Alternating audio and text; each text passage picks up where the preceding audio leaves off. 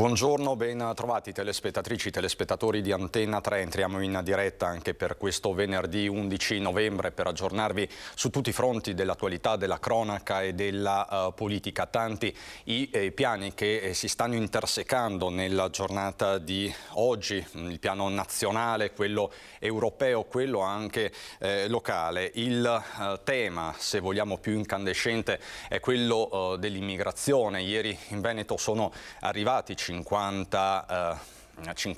migranti, ieri mattina a Marghera, poi sono stati dislocati in varie zone della regione. Si tratta dei migranti arrivati negli ultimi giorni con le navi delle organizzazioni non governative. Gli occhi del Veneto e non solo sono puntati addosso a questa tematica, ma non solo. Perché pochi minuti fa è terminata la conferenza stampa del Premier Meloni con i ministri Urso e Giorgetti, Premier che ha di fatto illustrato il decreto aiuti quater, circa 9 miliardi di euro di aiuti per questa fase, per il caro bollette, per il caro energia, tutti i temi che metteremo in fila. Tra l'altro poi nella giornata di oggi, fra poco, arriverà in Veneto, a Venezia, a Palazzo Balbi, sede della Giunta regionale, il Ministro della Cultura Gennaro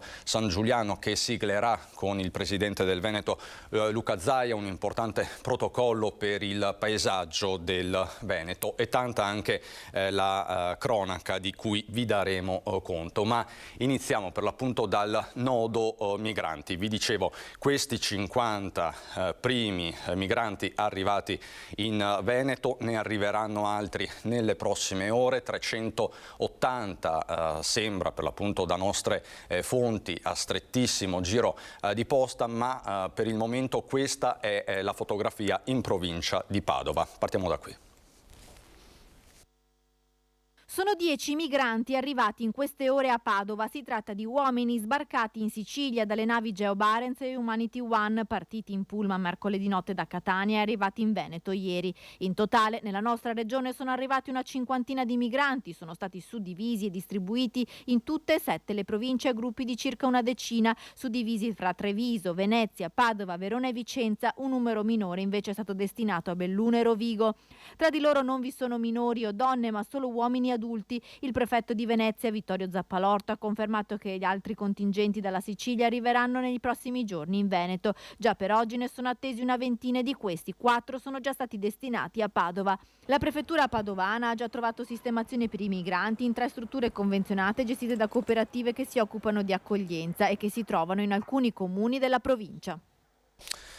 Ecco, diceva la nostra Valentina Visentina da Padova, altri ne arriveranno nelle prossime ore, e 380, vi ripeto, il numero che ci è stato confermato da alcune nostre fonti da qui ai prossimi giorni, con un sistema dell'accoglienza che sembra già saltato. Questo è il tema.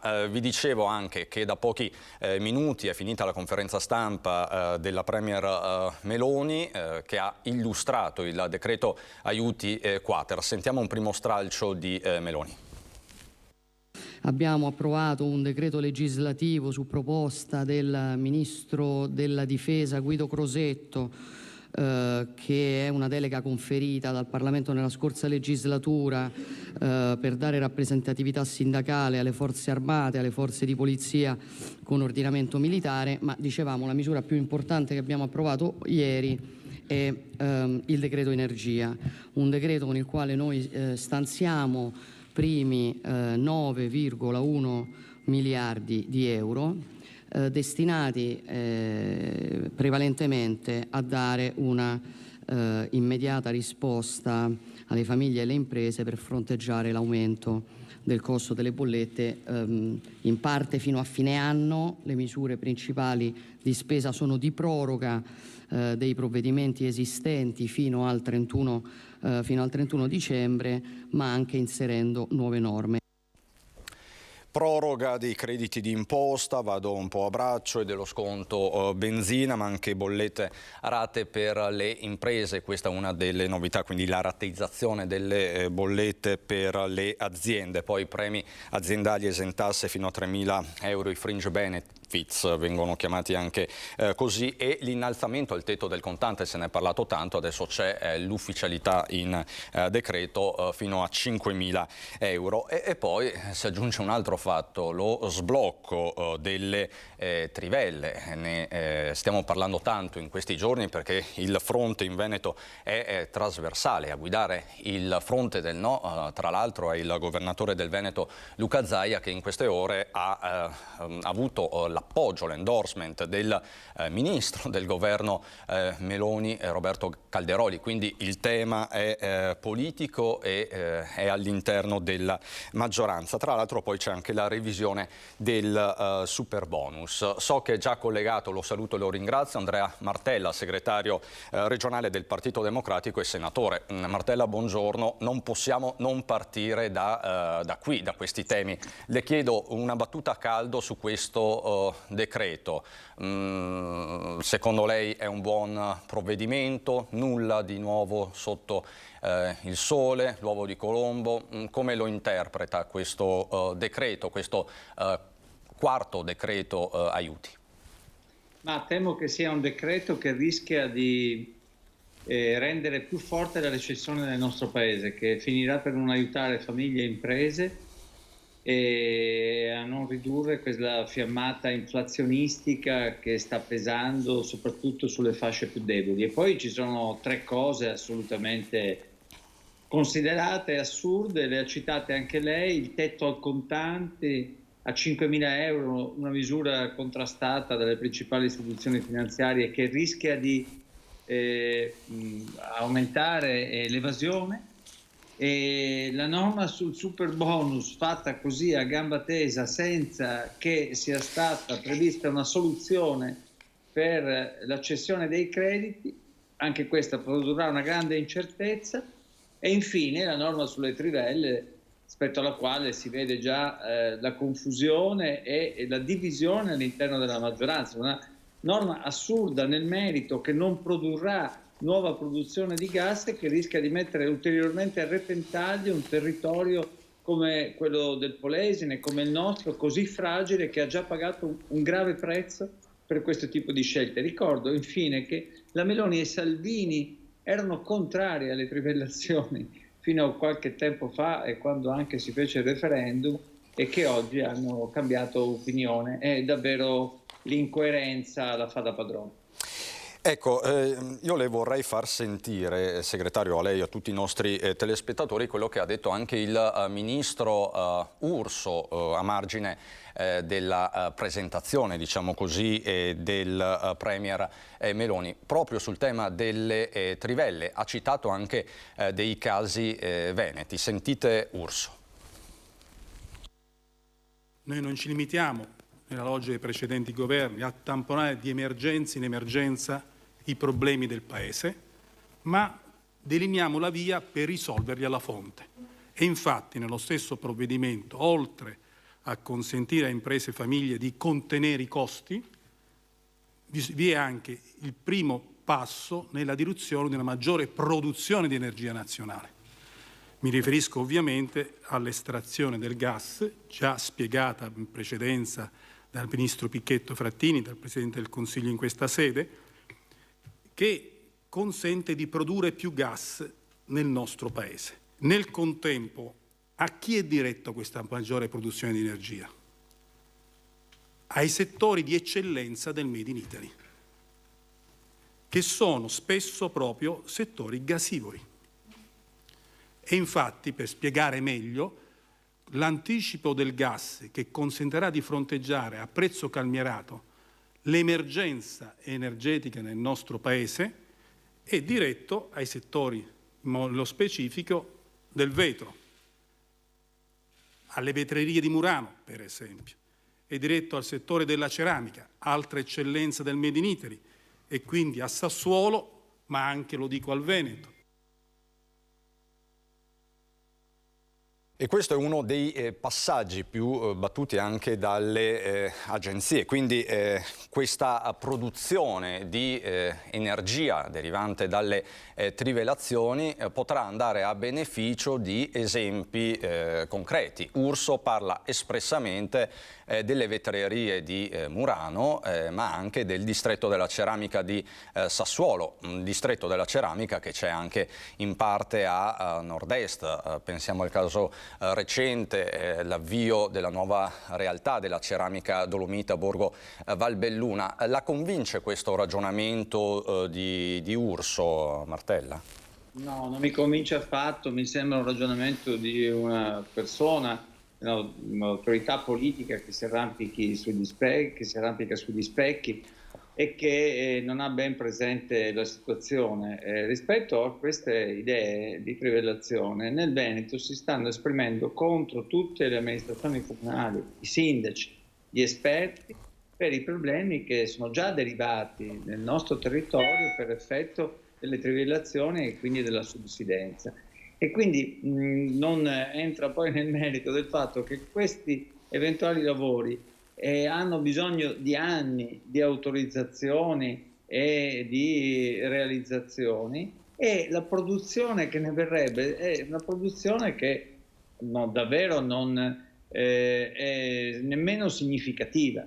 Quindi se si vuole dare una mano alle vetrerie di Murano, figuriamoci se noi non siamo d'accordo, se io non sono d'accordo, essendo un parlamentare veneziano anche nel passato, lo facciamo, lo si può fare con degli interventi ad hoc precisi, ma si eviti di devastare il territorio. Anche da questo punto di vista il presidente Zaia, che si è espresso contro questa norma, non è riuscito a ottenere da questo governo nemmeno una pausa riflessiva per guardare davvero a quelle che potrebbero essere le conseguenze. Mi sembra per il governo un esordio, come immaginavo, molto più difficile di quanto in molti prevedevano. Senta Martella, a questo punto è abbastanza chiaro che il Partito Democratico Veneto è sulla stessa linea della Lega di Zaia sul tema delle trivelle. Le faccio una domanda molto diretta: siete pronti a fare massa comune? Un fronte comune? Io temo che il presidente Zaia sia molto isolato all'interno del suo governo. Basta sentire le dichiarazioni di Urso, forse lo ha appoggiato il ministro Calderoli. Esatto. Però non vorrei che Zaia facesse il solito gioco, dice di no e poi prende atto di quelli che fanno gli altri. Dovrebbe spiegare a Salvini e ai suoi alleati che questa cosa in Veneto non funziona. Noi faremo la nostra parte, siamo già intervenuti come partito di opposizione a livello nazionale. Io l'ho fatto questa mattina avendo visto il decreto, perché lei sa che si parla da giorni di questa norma. Prima doveva entrare nel decreto aiuti ter, poi invece è entrato in questo nuovo decreto che si chiama aiuti quater. Adesso che c'è la norma, così come le altre di cui abbiamo parlato, l'espressione del Partito Democratico è molto chiara, molto precisa, in linea con quello che abbiamo sostenuto anche per il passato. Ecco, sul fronte del gas entriamo nel merito. Il governo quindi va avanti sul tema delle trivelle con l'obiettivo di aumentare la produzione, ok all'aumento delle quantità estratte da coltivazioni esistenti in zona marittima, con l'autorizzazione di nuove concessioni tra le 9 e le 12 miglia. Questa è la sintesi della norma contenuta nel decreto. E sa qual è il problema? Mi permetto di aggiungere che tutto questo è la dimostrazione che questo governo, come temevo, non crede alla transizione ecologica, non punta tutto sul fossile, non fa ulteriori misure verso quelle che dovrebbe essere la produzione di energia da fonti alternative, che rappresentano e rinnovabili, che rappresentano quindi il vero futuro, quello a cui sono legati anche gli obiettivi del PNRR.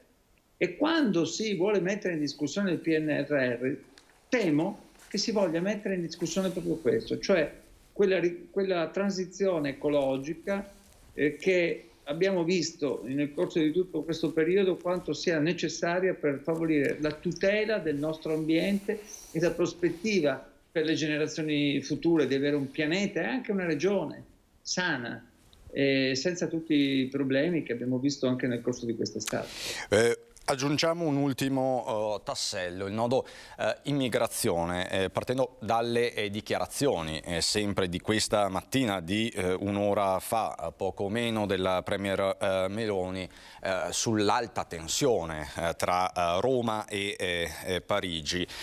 Meloni che parla di Francia aggressiva e Parigi che replica si è rotta la fiducia. Io vi farei sentire proprio le parole utilizzate da Meloni nella conferenza stampa.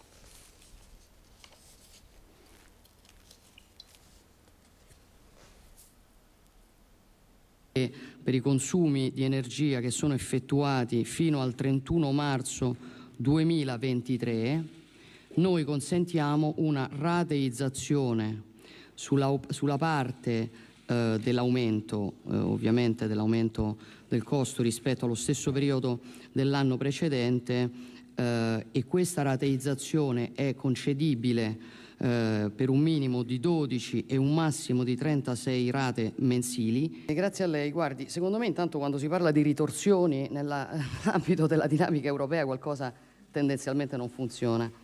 Io posso dirle questo, sono rimasta molto colpita dalla reazione aggressiva del governo francese, che dal mio punto di vista è incomprensibile e ingiustificata. Credo che buona parte dell'opinione pubblica sia stata un po' colpita, no? Nel senso, io credo che valga la pena rimettere insieme un paio di numeri di tutta questa vicenda. La nave della ONG Ocean Viking, che oggi dovrebbe attraccare in un porto francese, è la prima nave di una ONG che abbia mai attraccato in Francia. Porta con sé a bordo 234 migranti. Questo ha generato una reazione molto, molto dura nei confronti di una nazione, l'Italia, che dall'inizio di quest'anno ha fatto entrare sul suo territorio nazionale quasi 90.000 migranti. Così dunque Giorgia Meloni. Senta Martella, un commento a caldo anche su questo. È una tensione quasi senza precedenti quella con la Francia, ricalca un po' quella vissuta con l'adesione alla protesta dei gilet gialli dell'ex ministro Di Maio. Ma io credo che le prove muscolari davvero non facciano bene, che sia profondamente sbagliato per il nostro Paese pensare di poter ingaggiare un scontro così duro con la Francia e magari con la Germania, cioè con i paesi che dovrebbero essere i nostri principali alleati. Non vorrei che anche questo nascondesse degli altri obiettivi, cioè quello di spostare il nostro asse politico verso altri paesi, magari che la Meloni sente più vicini, l'Ungheria, la Polonia. Ma soprattutto penso che l'esordio del governo sia davvero incredibile. Se voi ci pensate, il decreto sul rave party, la gestione dei migranti e questo scontro con la Francia danno l'idea di una situazione molto pericolosa per il nostro Paese, anche per il Veneto, per le nostre imprese, per la nostra collocazione internazionale. Io penso che si è voluto ingaggiare una battaglia contro le ONG, che si sono voluti agitare altri nemici per mettere un po' di fumo sugli altri problemi, che sono quelli più importanti, e che questo lo si faccia disprezzando le vite umane. Anche ieri un bambino di 20 mesi ha perso la vita in questa tragica vicenda, e che la gestione sia stata una gestione veramente sbagliata. E in questo senso noi abbiamo chiesto al ministro Piantedosi di essere presente per rispondere alle nostre domande in Parlamento. Lo faremo al Senato mercoledì prossimo. Spero che avremo modo di ritornarci e di far capire come queste scelte, questa gestione sia davvero irresponsabile. Martella, grazie, buon lavoro. Quindi ci aggiorniamo la prossima settimana. E noi dopo questa doverosa pagina politica apriamo la pagina della cronaca. Nel veneziano una grave uscita di strada di un'auto ieri notte a Dogaletto di Mira. Un 22enne è finito all'ospedale. L'uscita di strada, lo schianto contro il parapetto di un ponticello, poi le fiamme e la macchina che rimane incredibilmente sospesa sulla ringhiera del ponte sotto al quale c'è un canale di scolo. In piena notte, in via Foscara, tra Malcontenta e Dogaletto, un 22enne se l'ha vista davvero brutta, ma è ancora vivo. E anche se è ferito a una gamba, si è tirato fuori dall'auto e si è messo in salvo. I pompieri, arrivati da Mira e Mestre, hanno spento l'incendio della vettura, mentre il giovane è stato preso in cura dal personale del SUEM e trasferito in ospedale. Sul posto i carabinieri per i rilievi del sinistro.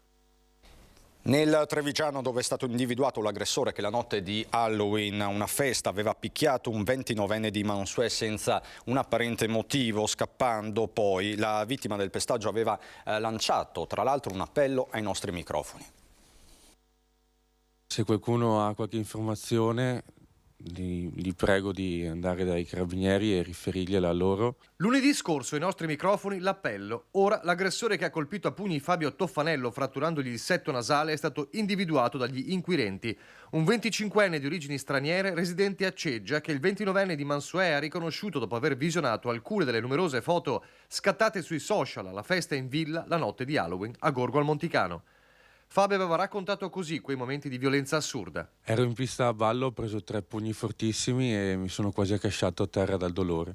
Uno sconosciuto che poi è subito scappato. Non era successo niente prima? No, non è successo assolutamente niente. Una furia senza motivo che lo ha sconvolto. La prognosi di 30 giorni per la ferita al volto. La denuncia ai carabinieri. Ora le indagini dei militari dell'Arma proseguono per circoscrivere quanto è avvenuto con precisione quella notte alla festa.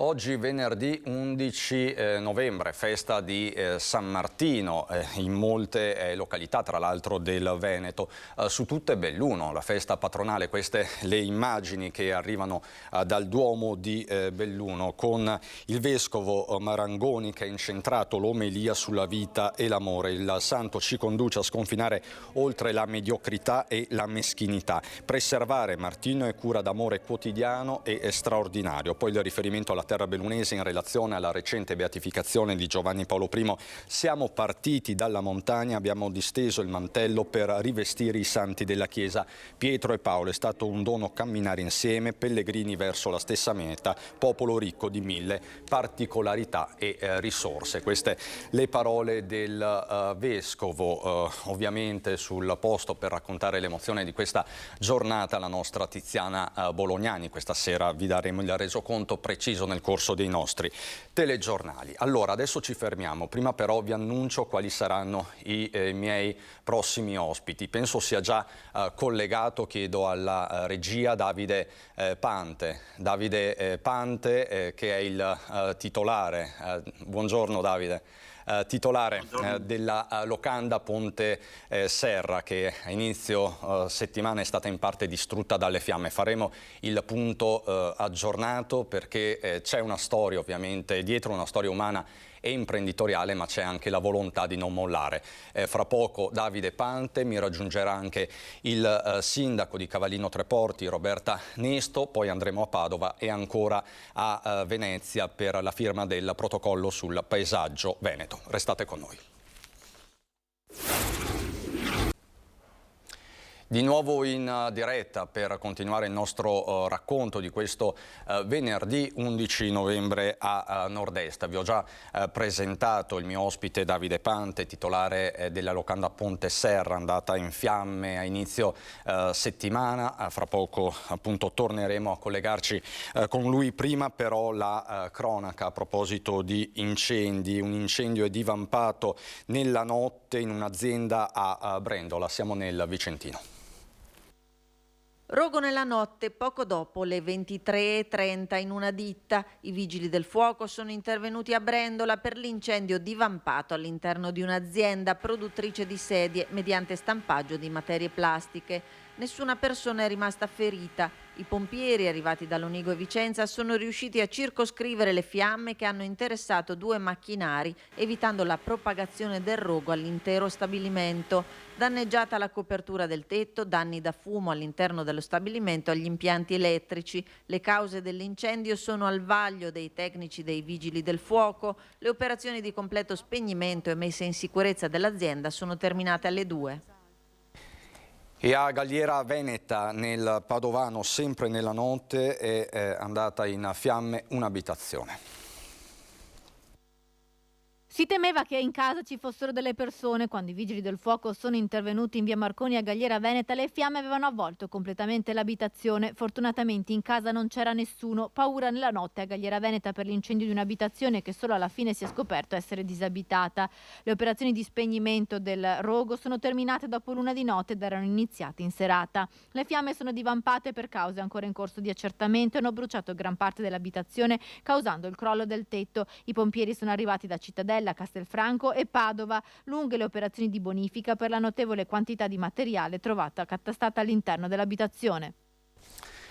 Questa dunque la cronaca, è un episodio che ha vissuto sulla propria pelle Davide Pante. Buongiorno Davide, ve l'ho già presentato, il titolare della locanda Ponteserra che è andata in fiamme nella notte tra lunedì e martedì. È stato un episodio molto inquietante, ha inquietato, ha rattristato diversi, non solo i lamonesi ma tanti feltrini, perché la locanda di Ponteserra è uno dei luoghi simbolo del territorio, luogo simbolo che proprio Davide aveva rilanciato negli ultimi anni, ristrutturandolo, una ristrutturazione tra l'altro meravigliosa, portando un ristorante, una locanda. Insomma, Davide, innanzitutto come stai e come procede la conta dei danni?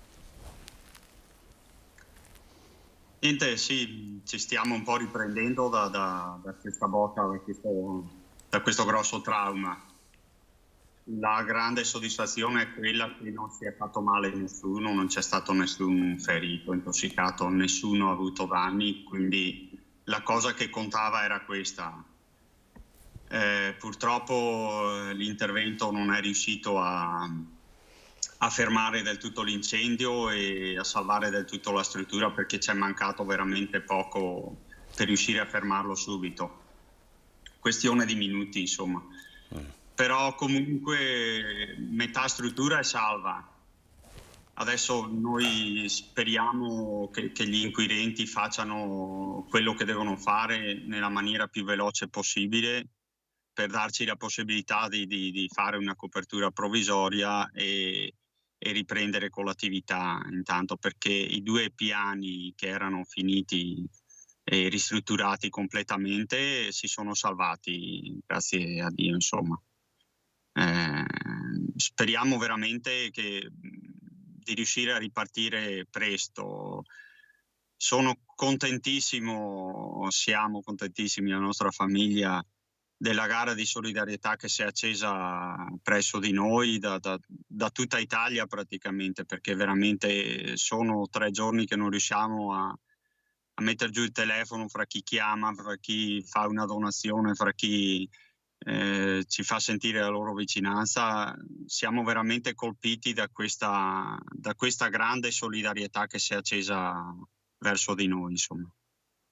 Appunto, perché c'è stata una mobilitazione immediata e generale. Il comune di Lamon, l'associazione dei commercianti, tante realtà anche del Feltrino, perché insomma in tanti ti conoscono, ti do del tu, perché ci conosciamo da parecchio tempo, insomma, no? Da quando eri assessore della giunta comunale di Claudio Reato, quindi sei molto noto e conosciuto a Lamon. Quindi la mobilitazione è stata veramente spontanea. Ti chiedo quanto ha aiutato questa mobilitazione di cuore a metabolizzare o comunque a in qualche modo lenire la ferita di quanto successo. Sì, abbiamo passato 2 giorni, io, la moglie e i figli, che non sapevamo proprio dove eravamo né con la testa né con i pensieri, non sapevamo veramente dove eravamo precipitati e questa vicinanza, questo dal sindaco a tutti, l'amministrazione, tanti personaggi anche importanti, politici, cioè veramente questa cosa ci ha dato una spinta incredibile, perché noi eravamo proprio fuori di testa, si può veramente dire, insomma, perché la fragilità in questi momenti ti colpisce alla grande, nonostante che noi siamo imprenditori, siamo lavoratori indefessi 7 giorni su 7, però in questi momenti perdi proprio la testa, e la vicinanza morale, la spinta che ci ha dato è stata veramente qualcosa che già oggi al 4° giorno, insomma, siamo già con la testa a pensare di ripartire, insomma, ecco. E questo è l'importante. Tra l'altro, Davide, l'operazione di ristrutturare lo stabile è stata una operazione imponente. Ti è costata molta fatica, molti anni di lavoro, immagino anche economicamente, perché tu hai di fatto ripristinato, recuperato uno dei luoghi simbolo del Feltrino occidentale. Insomma, parliamo della struttura, lo dico a chi è a casa, tra il Feltrino e il Primiero sulla strada statale del Passo Rolle, quindi molto frequentata anche dai turisti.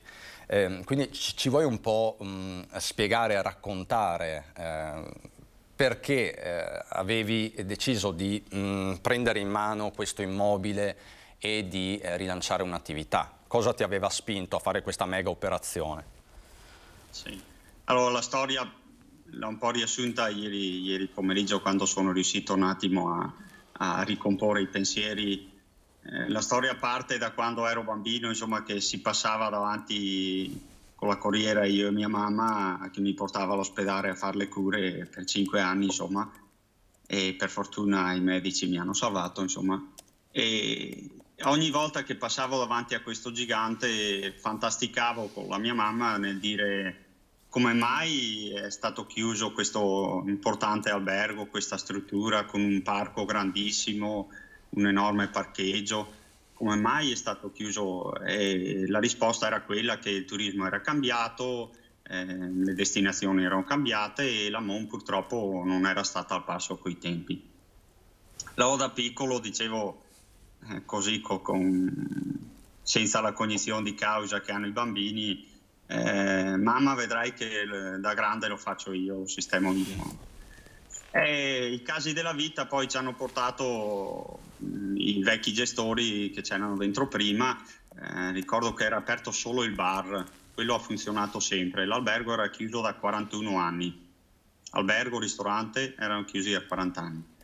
E nel 2016 ci contattano così, quasi per scherzo, anche mi hanno detto: Davide, sei la persona giusta per rimettere in piedi questa struttura, perché nel frattempo l'anno prima avevamo creato l'associazione turistica di Lamon, credendo nel rilancio del turismo.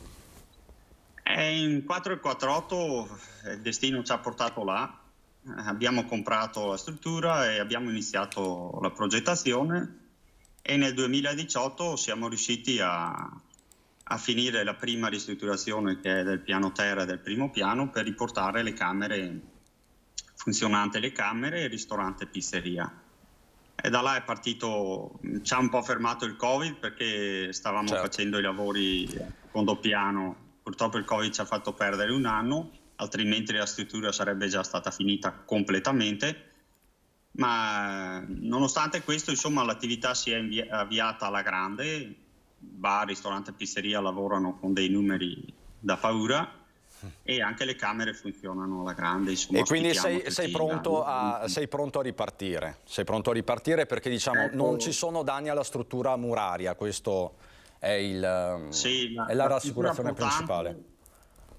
La struttura portante è rimasta quel che è, si è bruciata tutta la copertura e una parte del secondo piano, però è recuperabile, insomma, e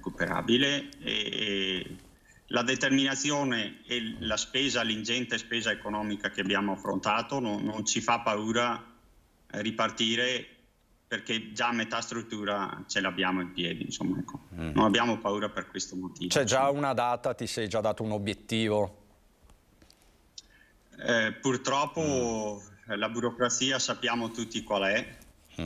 Speriamo che chi di dovere agisca in tempi rapidi. Se chi di dovere ci dà le autorizzazioni per agire in tempi rapidi, noi che siamo del settore, abbiamo tutte le ditte specializzate pronte, potrebbe avvenire un miracolo che anche in breve tempo riusciamo a riaprire almeno le attività economiche del bar, ristorante e pizzeria. Insomma, se tutto quadra, che chi deve firmare le carte per autorizzarci a rientrare, possiamo fare veramente un miracolo. Insomma. Da buon lamonese non molli? No, non si molla mai, anzi. Devo dire la verità, i primi 2 giorni ci ho pensato veramente tanto, perché la paura, le immagini che ti tornano sopra di queste fiamme, perché io ho provato per primo ad andare su in mansarda a spegnerle, però era invaso dal fumo e sarei rimasto là anch'io. Quelle immagini là che ti continuano a venire davanti agli occhi non ti lasciano neanche dormire la notte.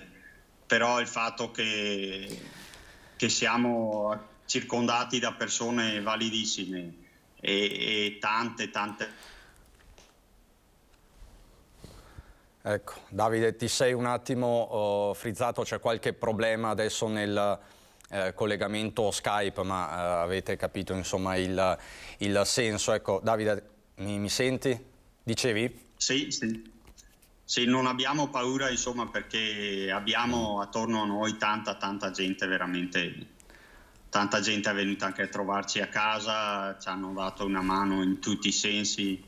Guarda, niente, tutti ci hanno spronato e abbiamo raccolto questa, come sappiamo fare, insomma, perché facciamo tante attività e non ci abbattiamo mai e ripartiamo. Allora Davide, grazie mille, facciamo così.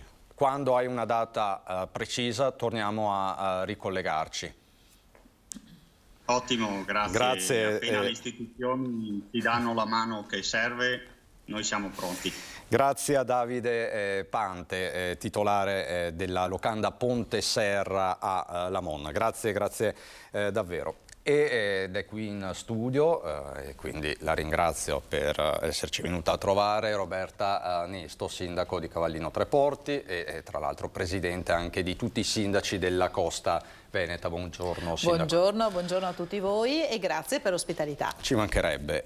Io partirei proprio da questa storia di ripartenza, questo imprenditore bellissimo, che si è subito rialzato. Sostanzialmente non gli ho chiesto del caro bolletta, del caro energia, perché poi Davide Pante ha parlato della pandemia, di quello che è successo, però insomma messi tutti in fila.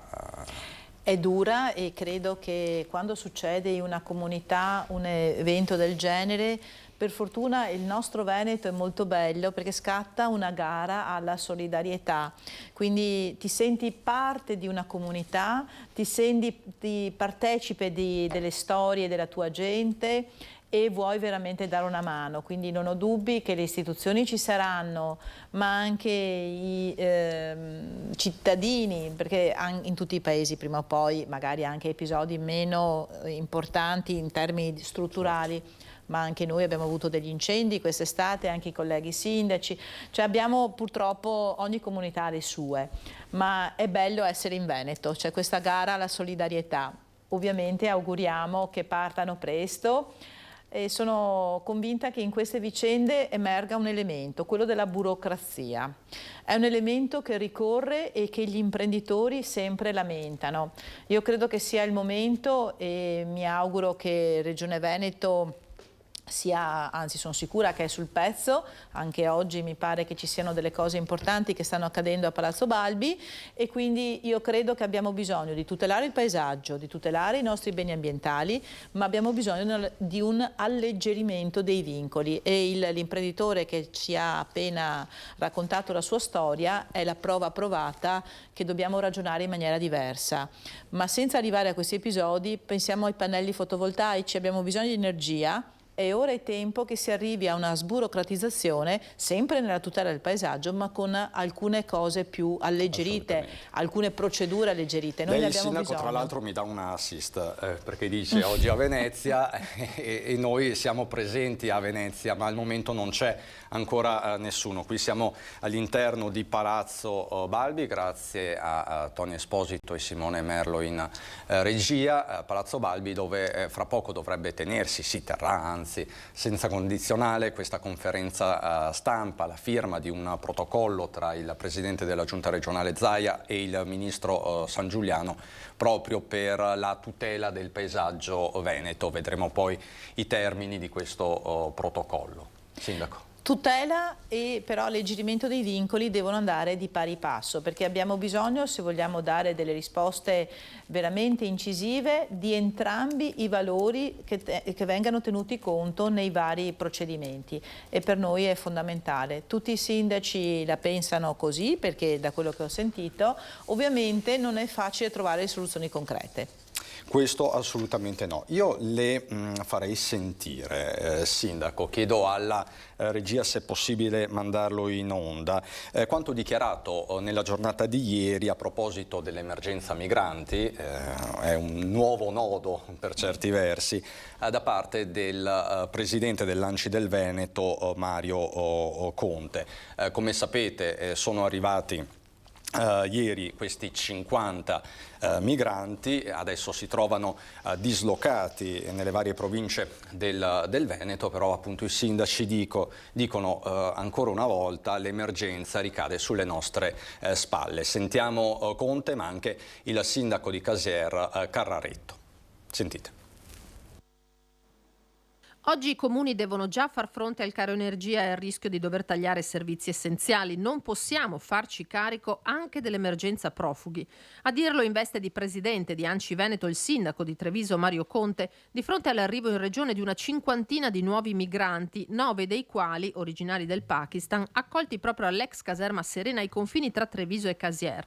Mi auguro, rincara Conte, che non si scarichi sui sindaci la gestione di questo problema, perché questo significa mettere in difficoltà le nostre comunità, che già in passato hanno vissuto tensioni sociali legate alla presenza di queste strutture. I profughi, conclude il presidente ANCI, sono persone e vanno trattati con dignità e rispetto.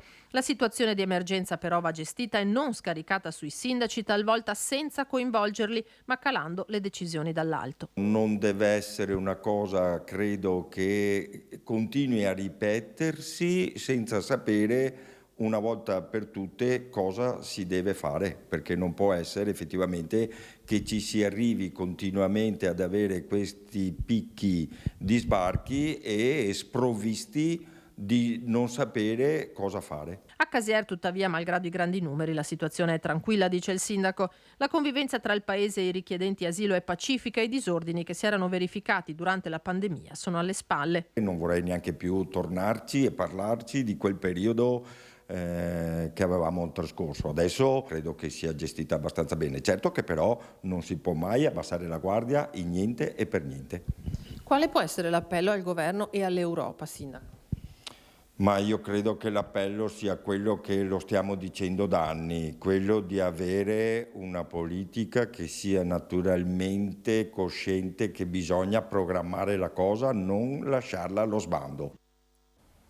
Siamo già allo sbando, sindaco Onesto? Non credo che siamo allo sbando, perché per fortuna i sindaci, nel Veneto in particolare, e il presidente di ANCI regionale lo fa sempre presente, stanno gestendo la situazione, ma non può essere scaricato sui sindaci, perché i sindaci hanno già tante emergenze, come giustamente Conte ha evidenziato, e noi abbiamo la necessità di avere aiuti, non soltanto situazioni da gestire, perché per forza di cose dopo il sindaco sindaco in qualche modo gestisce, il sindaco di qualsiasi comune è costretto dall'emergenza ad attivare tutte le risorse e per fortuna i nostri territori sono ricchi di persone disponibili che danno una mano, creano il corso piuttosto che la spesa, quindi si riesce a fare poi con la rete di solidarietà dell'associazionismo oltre che con le risorse del comune. Però non trovo corretto che le emergenze vengano scaricate sempre sull'ente territoriale più vicino al cittadino, cioè sul comune. Regolarmente competenze e emergenze vanno scaricate sulla comunità locale. Quindi è cambiato il governo, ma il modus operandi è sempre lo stesso o è prematuro? Credo che sia assolutamente prematuro, credo che anche la gestione di un fenomeno così difficile come l'immigrazione sia assolutamente nell'agenda del governo come una priorità. Mi pare di aver letto tutta una serie di documenti, quindi io confido che assolutamente ci siano anche delle situazioni che vengono gestite e prese in carico dall'Europa, perché è ora e tempo, e mi pare che almeno per il governo italiano sia molto ben chiaro, che non ci sia uno scaricamento di ogni responsabilità sull'Italia, su qualche regione in particolare, e poi gioco forza quando la cosa diventa ingestibile nel sud Italia, dove arrivano i profughi, gli immigrati, poi si scarica su tutta la nazione. Credo che sia giusto e corretto che venga diviso tra i vari stati e credo che il governo farà la sua parte. Allora, Sindaco, io adesso la porto a Padova, è pronta la nostra Valentina Visentin, ma prima la cronaca di quello che è successo allo IOV, dove è stata accoltellata una dottoressa, con i sindacati che tornano a chiedere presidi di polizia proprio negli ospedali. Partiamo da qui. Si è difesa a mani nude parando i colpi che potevano arrivare anche più in profondità ed essere letali. Ora è ancora ricoverata in ospedale, ma sta bene, non è in pericolo di vita, la dottoressa dello IOV che ieri è stata accoltellata da un paziente che aveva appena visitato negli ambulatori dell'Istituto Oncologico Veneto di Padova. Il direttore generale della struttura ha parlato di episodio inspiegabile. Un episodio che sinceramente non ci aspettavamo, molto grave, sicuramente molto grave, che per fortuna però sul medico interessato da questo episodio di violenza, di aggressione, speriamo non lasci nessun tipo di reliquato, se non aver vissuto un episodio di questo tipo e sicuramente delle ferite che in questo momento sono in trattamento in azienda ospedaliera. È nato all'improvviso da un paziente che era conosciuto, seguito, che aveva anche un rapporto tranquillo, sereno, proprio col medico che lo stava seguendo, è oggetto alcuni giorni fa anche di un dono, quindi nulla faceva presagire una violenza di questo tipo. L'aggressore è un uomo di 85 anni, curato per una neoplasia e ora in fase di follow-up. Con la dottoressa stava portando avanti una terapia antalgica. All'improvviso è estratto un coltello che forse si era portato da casa e l'ha aggredita. Il medico è stato soccorso da infermieri e colleghi che hanno sentito le sue urla. È giusto domandarsi se c'erano dei campanelli d'allarme, se potevamo fare qualcosa di diverso. È intervenuto subito il servizio di psicologia clinica, sia per i dipendenti che sono intervenuti, sia per i pazienti che erano nell'ambulatorio dove il medico stava visitando quando è stato aggredito, sia i pazienti che erano nelle sale d'attesa, e proseguiremo nei prossimi giorni. L'anziano paziente è stato bloccato dalla polizia e arrestato. Ora si trova ai domiciliari e al momento non ha spiegato il perché del suo gesto. Negli ultimi mesi le aggressioni ai sanitari sono aumentate nelle strutture pubbliche. Lo denunciano i sindacati che tornano a chiedere presidi di polizia negli ospedali. Bisogna mettere dei presidi delle forze dell'ordine stabili all'interno dei presidi ospedalieri e agire sulla videosorveglianza. Ecco, da questo punto di vista è necessario incrementarla e appunto poi creare anche quelle condizioni di accesso alle strutture, perché i cittadini quando accedono devono essere consapevoli che da noi viene garantita la salute. E a Padova con Federico Cibotto c'è la nostra Valentina Visentin per tutti gli aggiornamenti su questo caso che indigna e fa discutere. Buongiorno Valentina. Sì, buongiorno Cristia. Intanto cominciamo ad aggiornarvi sulle condizioni di salute della dottoressa, perché abbiamo delle novità. La dottoressa è ricoverata in ospedale a Padova, è stata sottoposta a un intervento chirurgico per le ferite alla mano che ha usato per difendersi e per impedire che la coltellata che la stava colpendo al collo potesse arrivare più in profondità e quindi avere degli effetti anche letali.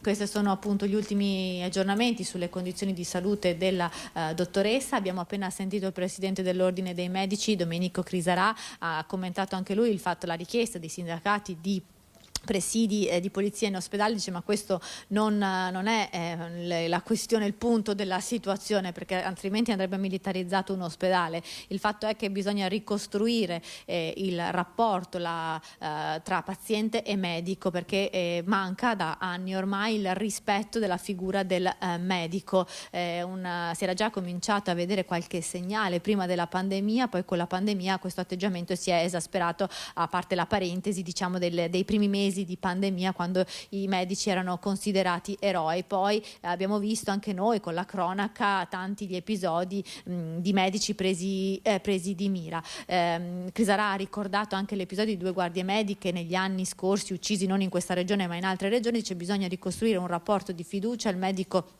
non può più essere oggetto di capro espiatorio e oggetto di mancanza di rispetto da parte del paziente, perché insomma è una figura che si occupa ed noi lavoriamo per tutelare i nostri pazienti. Questa è in sintesi la posizione del presidente dell'Ordine dei Medici, che chiede insomma una maggiore tutela per questa professione, quindi un ritorno all'educazione dei pazienti nei confronti dei medici, che lo sappiamo poi in Veneto c'è anche tutto un problema di carenza dei medici di base, proprio perché anche insomma lo stessi ragazzi che affrontano la scuola di medicina hanno dei timori a mettersi ad affrontare questi percorsi di studio. Queste sostanzialmente insomma le novità che riguardano questo fatto che ieri ha scioccato Padova, perché un'aggressione all'interno dello IOV con questa dottoressa accoltellata davvero non ce lo si aspettava. Infatti lo avete sentito anche dalle dichiarazioni fatte dal direttore generale dello IOV, Patrizia Benini. Valentina, grazie davvero per tutti questi aggiornamenti, grazie a te e Federico Cibotto. Sindaco Onesto, il problema c'è, quello delle aggressioni al personale sanitario. Proprio nei giorni scorsi abbiamo dato voce agli operatori dell'ULSS 2 Marca Trevigiana, 900 aggressioni tra fisiche e verbali in meno di 2 anni. Sono dati shock da tutti i punti di vista. Penso che bisogna che ci interroghiamo su quelle che sono le cause di questi percorsi. Sicuramente la pandemia ha portato ad un irrigidimento delle persone e ad una minore disponibilità di capire l'altro in termini generali, e questo lo dicono anche i dati statistici. Un isolamento che da tanti punti di vista ha portato questo effetto. Dall'altra abbiamo delle strutture ospedaliere, in particolare la carenza di medici in generale, i numeri parlano da soli, anche nei territori, che portano le persone a volte all'esasperazione. Non giustifico assolutamente questi aspetti, queste aggressioni, però sicuramente abbiamo delle persone che prima trovavano delle grandi disponibilità nel medico, non soltanto per la medicina ma anche per il supporto a 360 gradi, che oggi lamentano la carenza della disponibilità, perché i medici fanno fatica in generale, sono pochi, tempi d'attesa ancora molto lunghi, e il fatto che ci sia l'accesso all'università a numero chiuso, che il numero dei medici sia sempre minore rispetto alle esigenze, porta a questo punto ad una difficoltà di rivolgersi al medico, che sia specialista, che sia medicina generale, che sia quello che sia.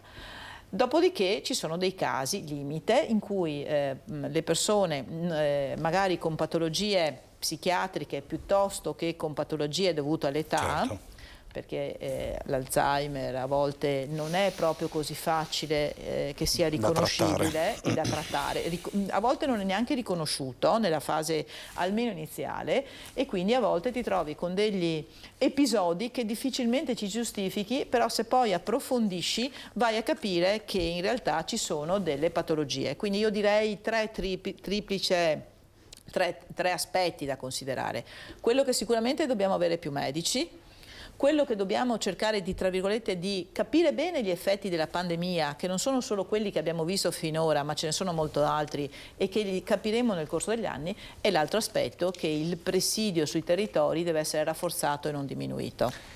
Apriamo il canale con Venezia, è arrivato da pochissimi secondi Luca Zaia. Il tema è quello della firma del protocollo per il paesaggio veneto. Luca Zaia, che ha introdotto proprio adesso il ministro Sangiuliano. Sentiamo Sangiuliano. Allora, buongiorno a tutti e ringrazio il presidente Luca Zaia, al quale mi lega un'amicizia pregressa negli anni.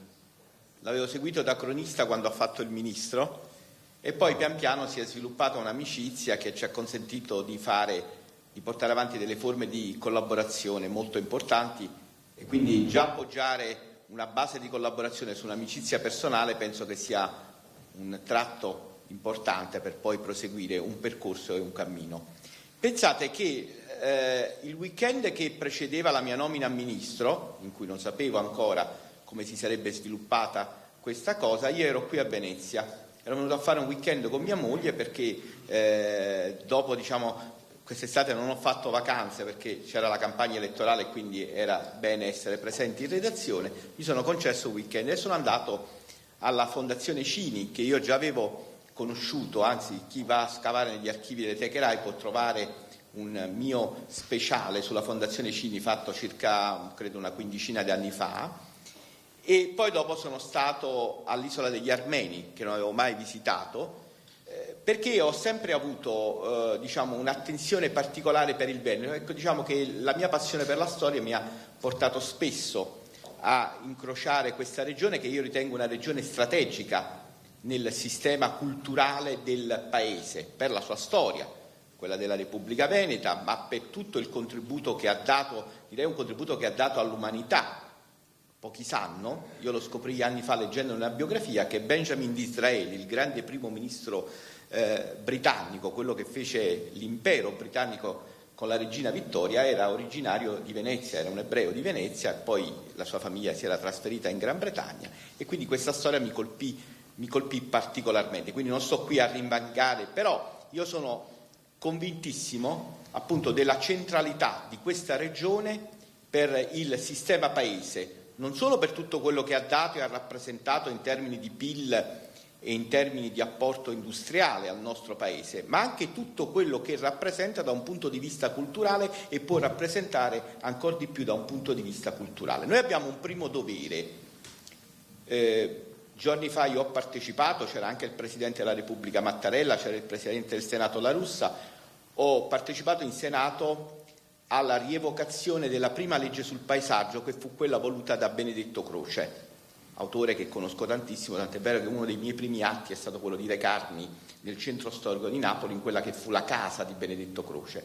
E quindi noi abbiamo un dovere fondamentale, che è quello di tutelare il paesaggio e di tutelare i nostri beni. Questo deve essere al vertice dei nostri pensieri, del resto è qualcosa di coerente con il nostro dettato costituzionale. Però abbiamo anche il dovere di agire, di modernizzare un tessuto. Dice Prezzolini che il progressista è la persona del domani, ma il conservatore è la persona del dopodomani, perché il conservatore è colui il quale è chiamato a modernizzare le strutture di una società, salvaguardando però che cosa? Il nocciolo costitutivo di questa società, quello che Giambattista Vico definisce l'idem sentire comune e che è la base di una nostra comunità. Quindi noi dobbiamo tutelare il paesaggio e con questo strumento d'uso, come lo hanno definito i tecnici, qui c'è il direttore del Ministero che ringrazio, il dottor La Rocca, con questo strumento d'uso noi tuteleremo sempre meglio, di più, il paesaggio. Però abbiamo anche il dovere di garantire la modernizzazione del Paese, cioè di garantire il progresso del Paese. Allora noi dobbiamo dare ai cittadini delle certezze, cioè i cittadini, gli operatori economici, gli amministratori, i sindaci devono sapere quello che possono fare e quello che non possono fare. E soprattutto, come si dice in diritto, io ho fatto studi giuridici, noi dobbiamo dare una uniformità comportamentale a tutto il Paese. Cioè non può avvenire che una cosa è consentita in Sicilia e non è consentita in Veneto, o viceversa è consentita in Veneto e non è consentita in Sicilia. Cioè le regole devono tenere presente ovviamente le peculiarità storiche di ogni ambiente, ci mancherebbe altro, ma devono anche essere uniformi in tutto il Paese. Questo poi tutto in una convinzione fondamentale, l'ho detto più volte: la cultura può aggiungere PIL alla nostra economia. Sbaglia chi dice che con la cultura non si mangia. Con la cultura si mangia perché la cultura innanzitutto è un alimento dello spirito. Noi non saremmo mai quello che siamo come individui, come persone, se non potessimo arricchire quotidianamente noi stessi attraverso la cultura, cioè attraverso la lettura, attraverso la contemplazione delle arti visive, attraverso l'ammirazione anche del paesaggio, che è parte integrante di una dimensione culturale. Però la cultura, per un paese come l'Italia, dico una cosa scontata, anche un po' banale, che siamo la prima superpotenza culturale del pianeta, la cultura può essere un fattore aggiuntivo del nostro PIL, perché in una società globalizzata, in cui sempre più milioni di persone si spostano a tante latitudini, cosa che non avveniva 40-50 anni fa, quando io ero ragazzo, essere andato una volta a Parigi o essere andato una volta a Londra già costituiva un tratto molto distintivo. Invece i giovani di oggi, per fortuna, viaggiano molto di più, tantissimo, e hanno voglia di conoscere, hanno fame di conoscenza, e con la cultura può diventare un grande volano economico. Mi pare che il Veneto già sia posizionato al vertice, adesso non ricordo le graduatorie di diciamo, dell'attrattività turistica del nostro paese. Quindi noi dobbiamo, come dire, armonizzare tutto ciò in un contesto normativo che dia certezza, e oggi iniziamo un percorso. Cominciamo insieme un percorso che passerà anche attraverso una collaborazione diretta. Noi prima abbiamo fatto un po' tardi, perché non ve lo dico perché le cose prima si fanno e poi si rivelano, ma noi abbiamo insieme al Presidente abbiamo già progettato mostre, interventi museali, il rafforzamento del sistema museale del Veneto. Abbiamo già buttato giù 10 idee attorno alle quali lavorare, che non vi dico assolutamente, neanche sotto tortura. Le abbiamo buttate giù queste idee con grande passione, lui è anche un conoscitore d'arte, con una grande passione interiore che muove ciascuno di noi, perché sennò non starei qui a fare il Ministro della Cultura, se non ne fossi convinto e se non avessi proprio, come dire, una mia religiosità rispetto al valore della cultura. Quindi oggi cominciamo questo percorso, io tornerò altre volte qui. Andremo in giro a vedere musei, andremo in giro per gli scavi, abbiamo tante idee e faremo belle cose. Grazie dell'attenzione.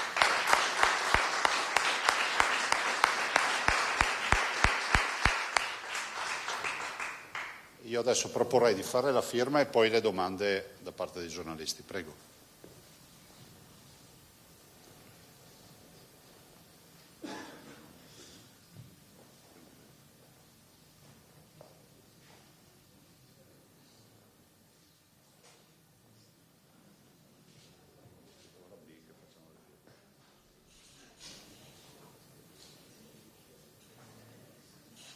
Visto che siete qui fermi.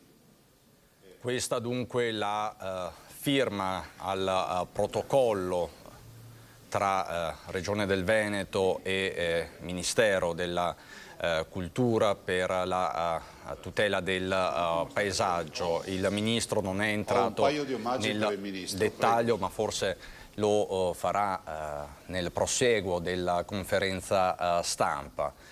Zaia dice di avere un omaggio per il Ministro Sangiuliano.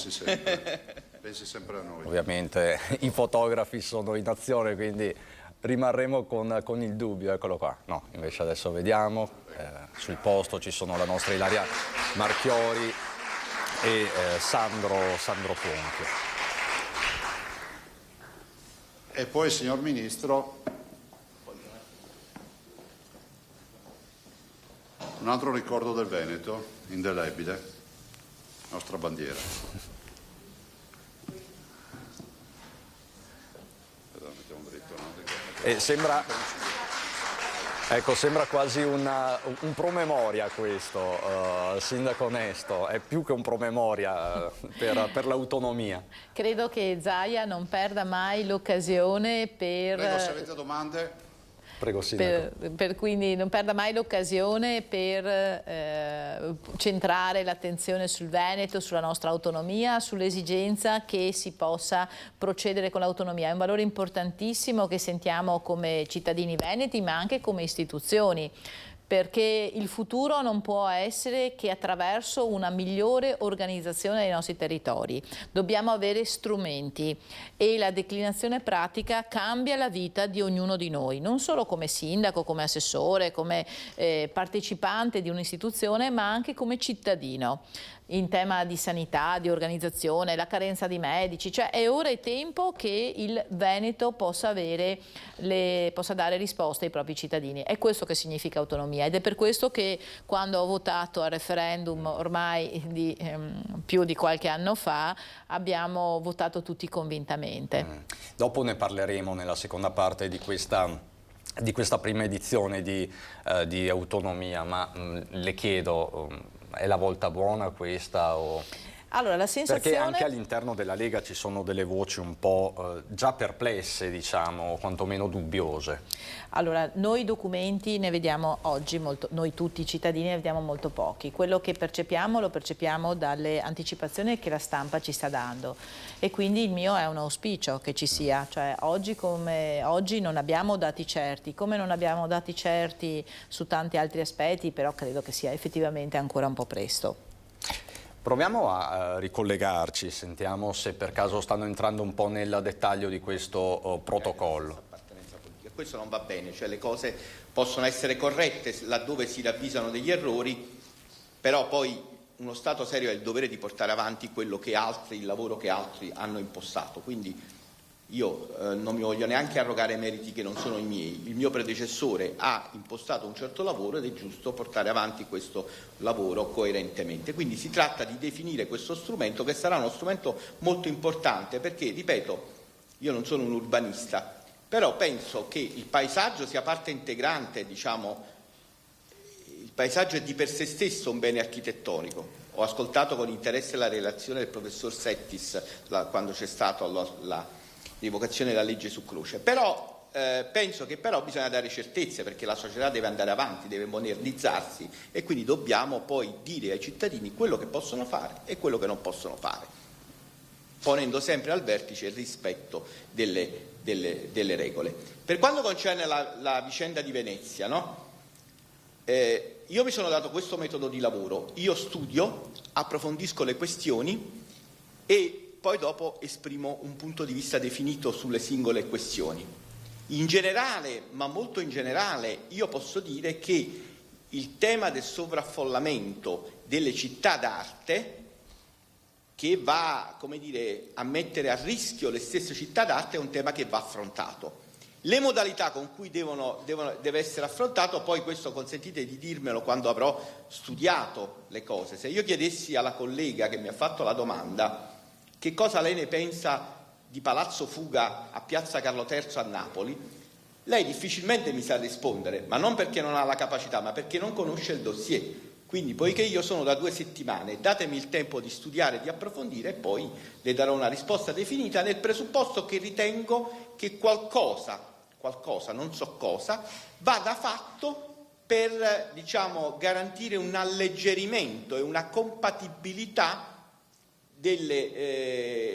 dell'accesso alle città d'arte, posto che poi ci sono anche enormi, ecco questo lo dico in virtù dei miei studi giuridici, ci sono anche tanti problemi giuridici legati al diritto alla mobilità delle persone che è consacrato dai trattati europei, non solo nella nostra Costituzione, ma è consacrata, sapete che c'è una dottrina giuridica che ritiene che al di sopra della Costituzione, nella piramide della gerarchia delle fonti normative del diritto ci siano i trattati europei e quindi tutto deve essere poi anche essere giuridicamente compatibile con il quadro normativo. Altro ragazzi?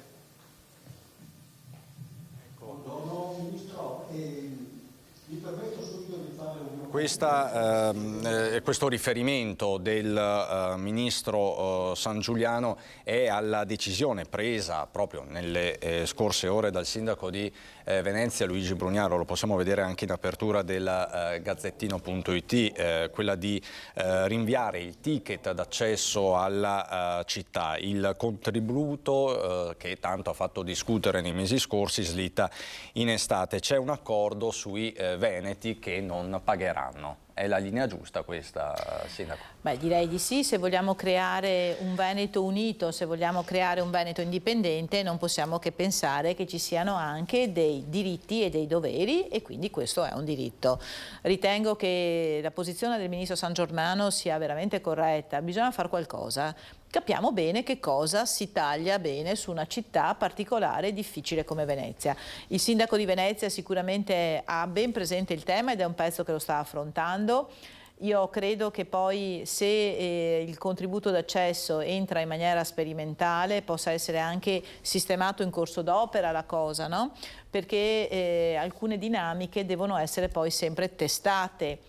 Non credo che sia possibile però accettare il mordi e fuggi dei territori in generale. Io non parlo solo di Venezia. Io per esempio la lotta al pedonalismo, che era un rischio anche per il mio territorio, l'ho fatta in tanti modi. Lo si fa attraverso la tutela di alcune zone con le ZTL, la si fa attraverso la prenotazione delle spiagge, la si fa cercando di gestire i flussi. Il sindaco di qualsiasi città non può non gestire i flussi, perché altrimenti ti trovi con una città che diventa ingestibile, che diventa impossibile organizzare, con problemi di sicurezza, con problemi di rifiuti, con vari problemi. Lei tra l'altro ne sa qualcosa, perché Cavallino Treporti, lo dico a beneficio di chi ci sta seguendo da casa, è uno dei comuni turistici con i maggiori flussi in Italia e in Europa. È il primo territorio, se non sbaglio, per quanto concerne il turismo en plein air, cioè il turismo dei camping. Quindi allora, di quanto parliamo? Allora, parliamo di oltre 6.300.000 presenze turistiche, ma parliamo, quello che mi permetto di sottolineare, è la prima spiaggia al di là del plein air, che è importante e che è le presenze turistiche di quasi il 90% sono fatte dal sistema plein air, cioè dai campeggi, che oggi sono anche villaggi turistici più che campeggi nel senso tradizionale del termine, per i servizi che erogano. Il tema vero è che Cavallino Treporti è la prima spiaggia del Veneto, la seconda spiaggia d'Italia dopo Rimini, ma è la sesta località turistica italiana, cioè c'è Roma, c'è Firenze, c'è Venezia, c'è Milano, c'è Rimini e poi Cavallino Treporti. Quindi la grande responsabilità che il mio comune ha è proprio dovuta al fatto di queste presenze turistiche importanti. Da qui la sua battaglia, che stiamo raccontando da parecchio tempo, sul riconoscimento di status di città balneare, perché questo è il tema. Cavallino Treporti, come altre città balneari del Veneto, Rosolina, piuttosto che Chioggia e quant'altro, magari d'inverno hanno, Jesolo chiaramente, hanno qualche migliaio di residenti nelle stagioni autunnali e invernali, poi d'estate diventano, non dico delle metropoli, ma quasi. Se questi sono i numeri, quindi 6-7 milioni di presenze solo per Cavallino, parliamo di una metropoli. Allora noi faccio i numeri di Cavallino, ma potrei fare i numeri di tante città, anche di Vieste, di Taormina, piuttosto che di Castiglione della Pescaia. Sono comuni che hanno, per esempio Cavallino ha 13.500 abitanti, oggi ci sono 13.500 abitanti.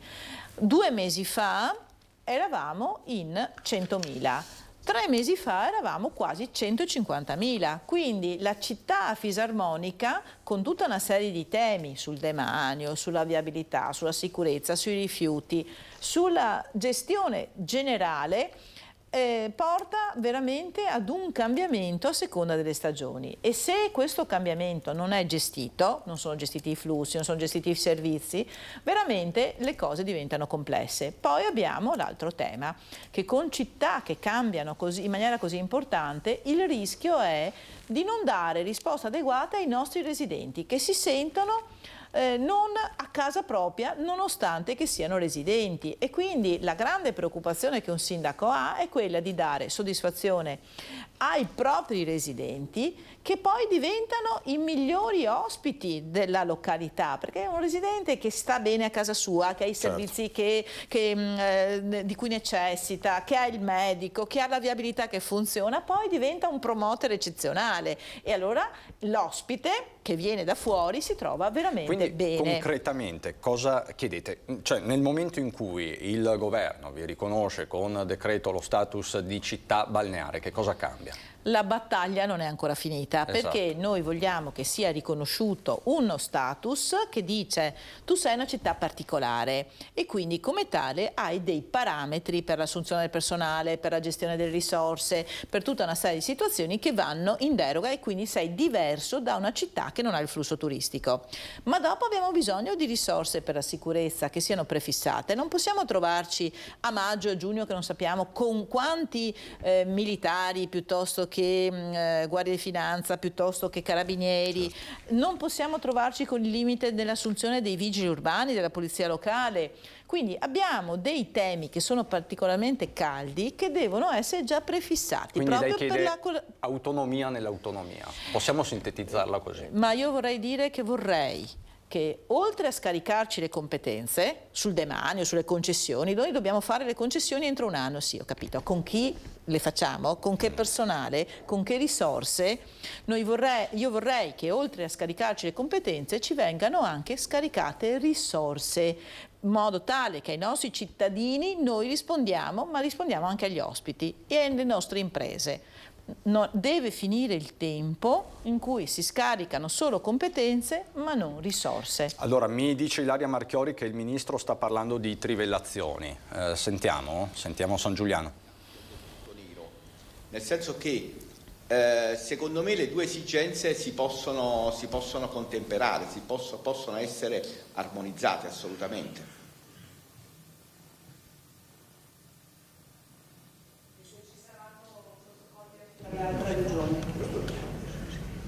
No, questo non è proprio il primo, però è chiaro che lavoreremo per tutte le regioni italiane al riguardo. È il primo protocollo che facciamo, però è chiaro che anche altre regioni, quando vorranno accedere a questo strumento, troveranno le porte aperte, evidente.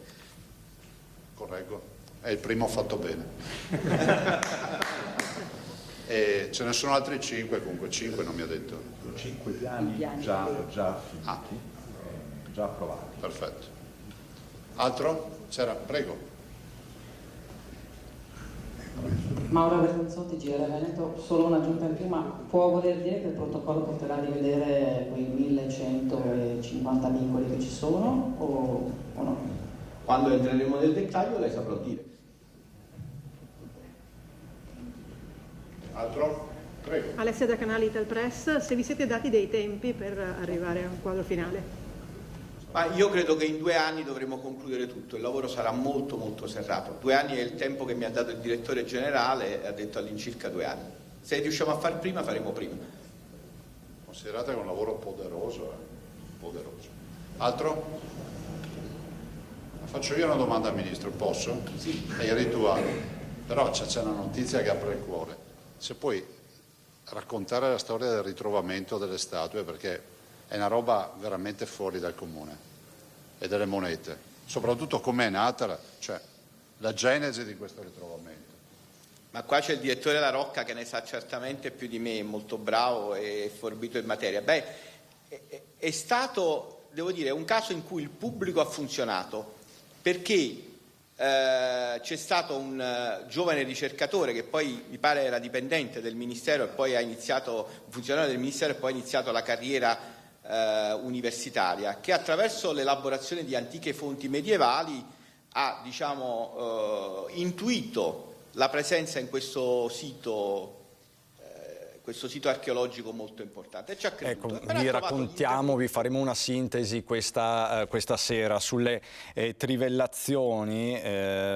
Il Ministro dice di fatto, vi riporto testuali parole, che è favorevole ma non è tutto bianco né tutto nero.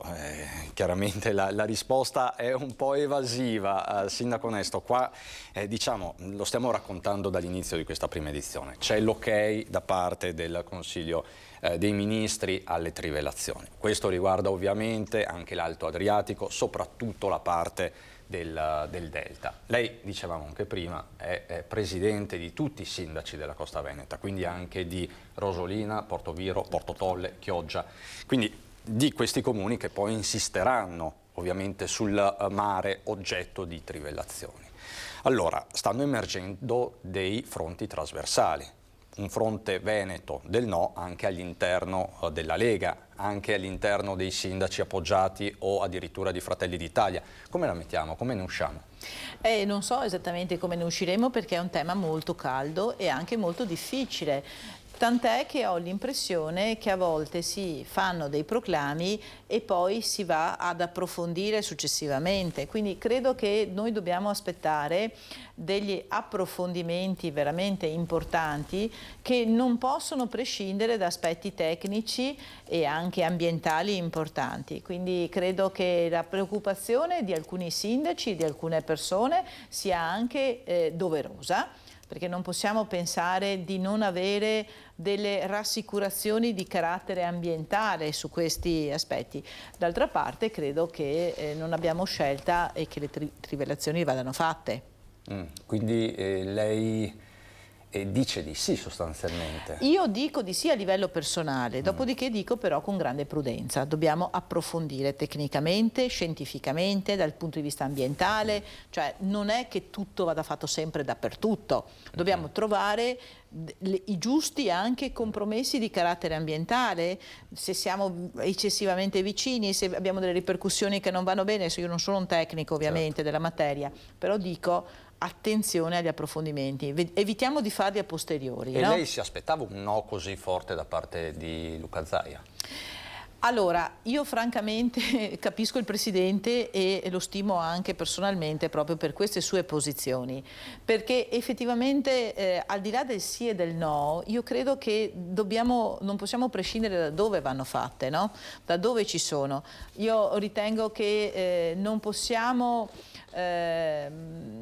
pensare di dirlo in termini astratti. Dove dovrebbero essere fatti? Sotto costa? Non so, non credo che sia questa la soluzione. Quindi vediamo di capire esattamente qual è la questione. Quindi lei dice sul tema delle trivelle, da sindaco di Cavallino Treporti, da coordinatrice, presidente dei sindaci della Costa Veneta, ragazzi attenzione, nessun no ideologico, facciamo degli studi. Questo sostanzialmente mi è parso di capire. Colleghiamoci per un attimo, vedo che si stanno preparando per l'intervista di sintesi finale anche sui temi dell'attualità con il Presidente Zaia. Vediamo se la nostra Ilaria Marchiori con Sandro Ponchio riesce a, sicuramente li vedo là, vedo anche sullo sfondo l'assessore regionale all'istruzione e al lavoro Elena Donazzan. Allora, non capisco. Ecco Ilaria, cosa sta succedendo? Mi senti?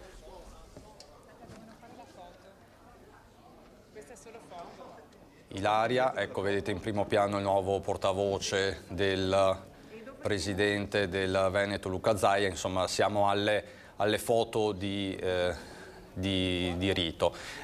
Vediamo se per caso riusciamo poi a intercettare Zaia sui temi dell'attualità. Vedo che si stanno avvicinando ai giornalisti, insomma. Tra l'altro San Giuliano ha una certa confidenza con il mondo della stampa, visto che fino a 3 settimane fa era il direttore del TG2.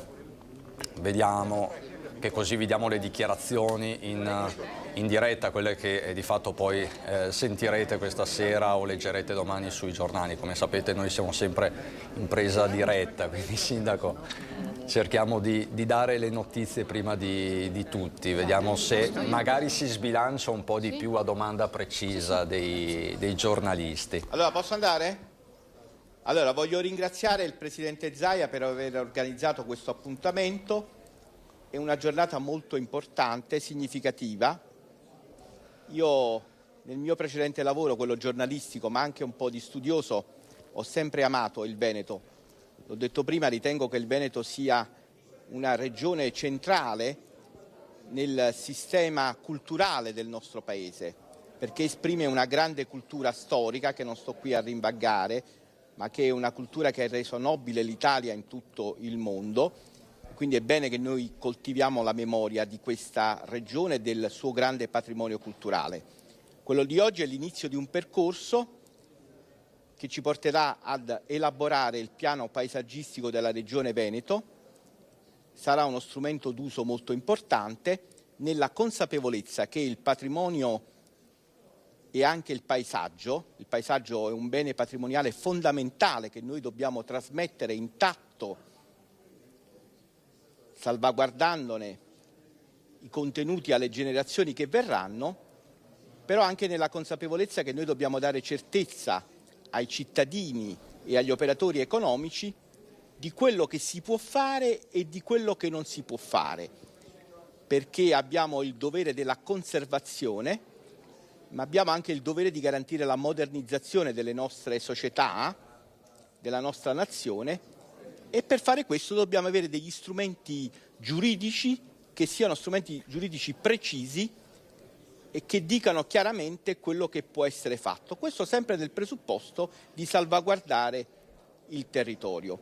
Ho ricordato che ho partecipato proprio a 2 o 3 giorni dall'inizio del mio incarico alla commemorazione della prima legge sul paesaggio che fu voluta dal filosofo Benedetto Croce, poi ne sono seguite delle altre evidentemente, ma che fu la prima intuizione del valore del paesaggio come bene culturale del Paese, ed è questo quello che mi muoverà, ma anche nella coscienza che poi si tutela meglio il paesaggio, si tutela meglio il territorio se si consente di fare ciò che è lecito fare. Grazie. La tutela del paesaggio di arrivare alle trivellazioni, possiamo convivere? No, guardi, grazie.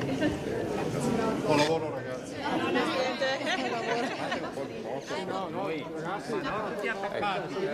Sentiamo quindi Zaia, vedete che il ministro Sangiuliano non ha risposto, si è un po' tenuto sul tema del giorno. Penso che invece andrà oltre Zaia. Guardi, io direi che ci sono 1148 vincoli in Veneto, c'è sicuramente da fare ordine e da dare certezza poi a tutti coloro che comunque vanno ad affrontare questi vincoli, penso ai singoli cittadini, agli uffici tecnici. Dall'altro la partita delle trivelle è una partita che è stata autorizzata a livello nazionale, ma è una regola che vale per tutta Italia. Dopodiché io mantengo la mia posizione, critica per il no, visto e considerato che ho sostenuto anche il referendum nel 2016. Certo è che ad oggi la comunità scientifica si è espressa negativamente. Cercheremo di capire quali potrebbero essere eventuali altri percorsi e capire anche se ci potrebbero essere da un punto di vista tecnico rassicurazioni per una comunità che già conosce l'effetto delle trivellazioni con una subsidenza che ha raggiunto anche i 4 metri ovviamente di calo dei terreni. Il ministro Urso sulla tutela della comunità e non solo, col problema anche legato della salinizzazione del Cuneo Salino, sono tante le conseguenze. Sì, il Cuneo Salino è un'altra partita che riguarda sempre il Polesine, la risalita del Cuneo Salino, soprattutto con la siccità. Dall'altro io non ho una posizione fondamentalista o cerco il consenso, visto e considerato che ho fatto opere contro il consenso nel momento che era assolutamente negativo, poi magari ringraziando alla fine. E in questa fase diciamo che a me non risulta che il governo abbia pianificato delle perforazioni, non mi risulta che siano attivate le procedure per cui ci siano già le commissioni. Cercheremo anche di capire qual è il vero stato dell'arte, perché ad oggi non abbiamo altre informazioni. Il ministro Urso ha detto che sarebbero utili anche per aiutare molte imprese, tra cui le vetrerie di Murano, che sappiamo essere in difficoltà da tempo. Ma guardi, io penso che sia ragionevole che un governo che si ritrova a gestire una crisi energetica come questa le debba approvare tutte. Dopodiché ci saranno dei luoghi nei quali puoi perforare, in altri in cui puoi perforare di più, in altri dove non puoi perforare. Questo lo dirà la tecnica, lo diranno gli esperti. E proprio per questo noi diciamo, non in contrapposizione, che ad esempio sosteniamo il rigassificatore, in altre parti d'Italia non lo si vuole, e se si dovesse fare ingrandire il nostro rigassificatore o raddoppiare, noi ci siamo in questa partita, perché anche questo significa portare energia.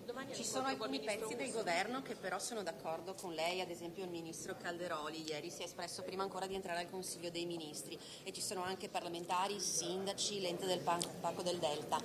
Siete in tanti ad essere contrari a queste trivellazioni, eppure il governo ha detto sì. C'è un problema di dialogo? Perché non siete stati ascoltati? Perché il Veneto non viene ascoltato? Beh, queste sono tutte supposizioni che fate voi.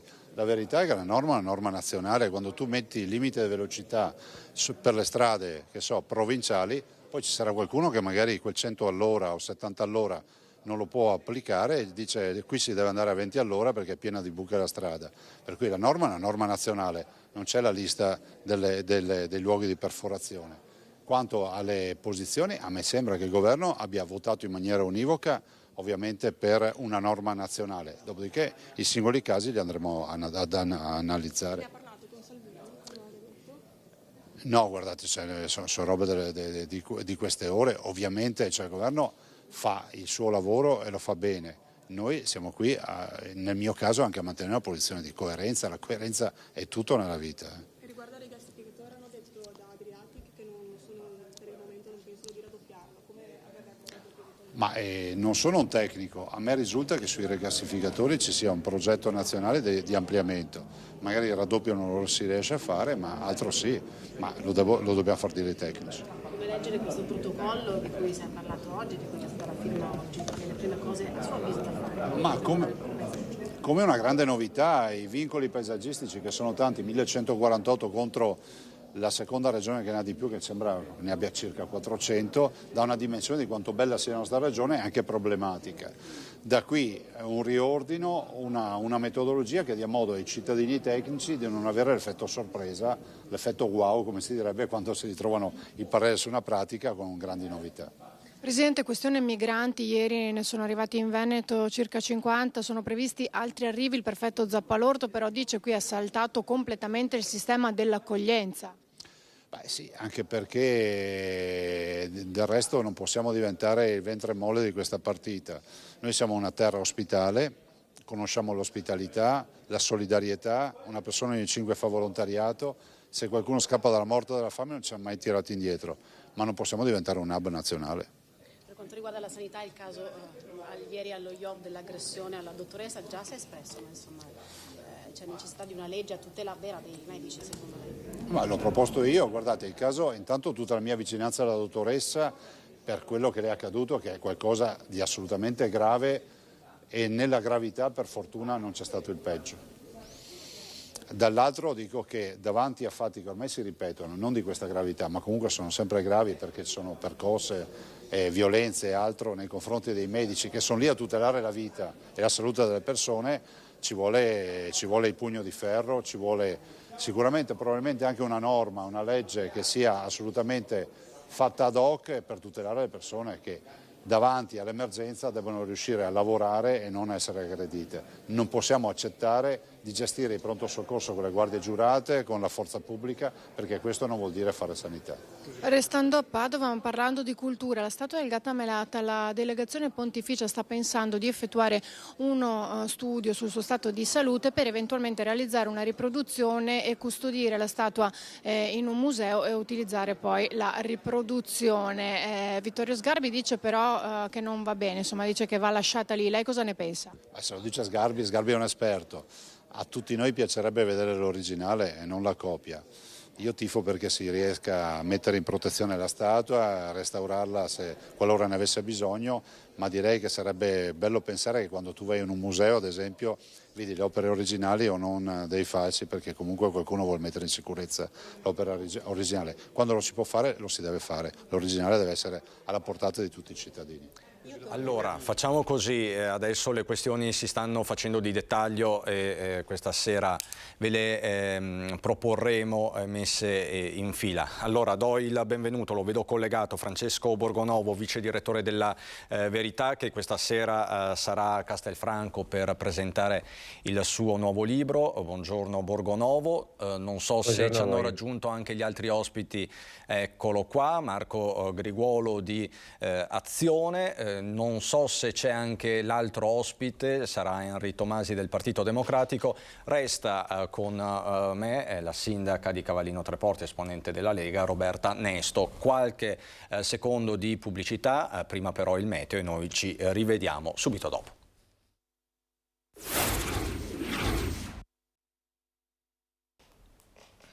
Di nuovo in diretta, apriamo questa seconda parte della nostra prima edizione con il, diciamo così, ormai tradizionale dibattito politico.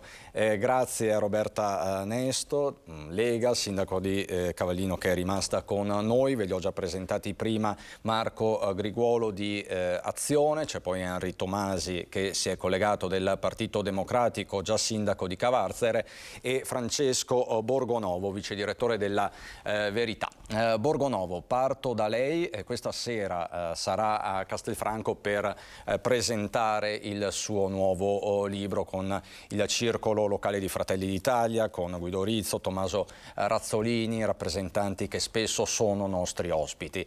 Lei conosce molto bene le dinamiche interne del centrodestra, conosce molto bene il tema del sovranismo. Le faccio subito una domanda diretta, partendo anche da quello che abbiamo visto poco fa a Venezia. Luca Zaia che porta in dono al ministro Sangiuliano la bandiera del Veneto, il leone di San Marco, chiedendo di fatto di accelerare sul tema dell'autonomia. Sovranismo e autonomia sono parole conciliabili? Sono temi conciliabili e si troverà una sintesi?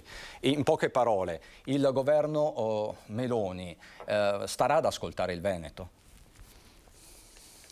Sono conciliabili di sicuro, l'attenzione alla nazione, alla sovranità popolare non sono in contrasto con l'identità locale, per niente, anzi tendono a valorizzarla. Quindi se è valorizzata, se è valorizzato il popolo, la sovranità popolare a livello nazionale, non vedo perché non dovrebbe essere valorizzata quella veneta o quella, insomma, di tutte le altre regioni italiane, in particolare quelle che hanno una tradizione alle spalle di indipendentismo.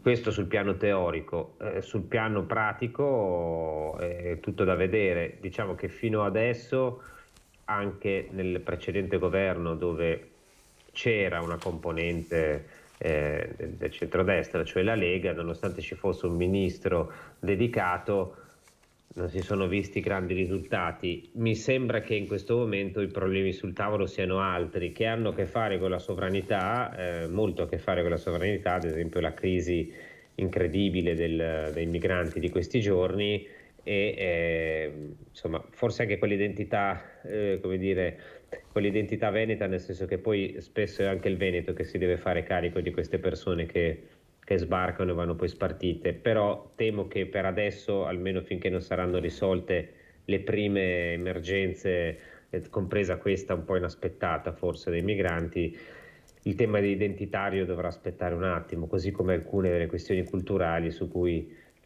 nonostante tutto tanti si aspettano dei passi avanti, perché insomma Sangiuliano ha ricevuto parecchi suggerimenti in queste settimane.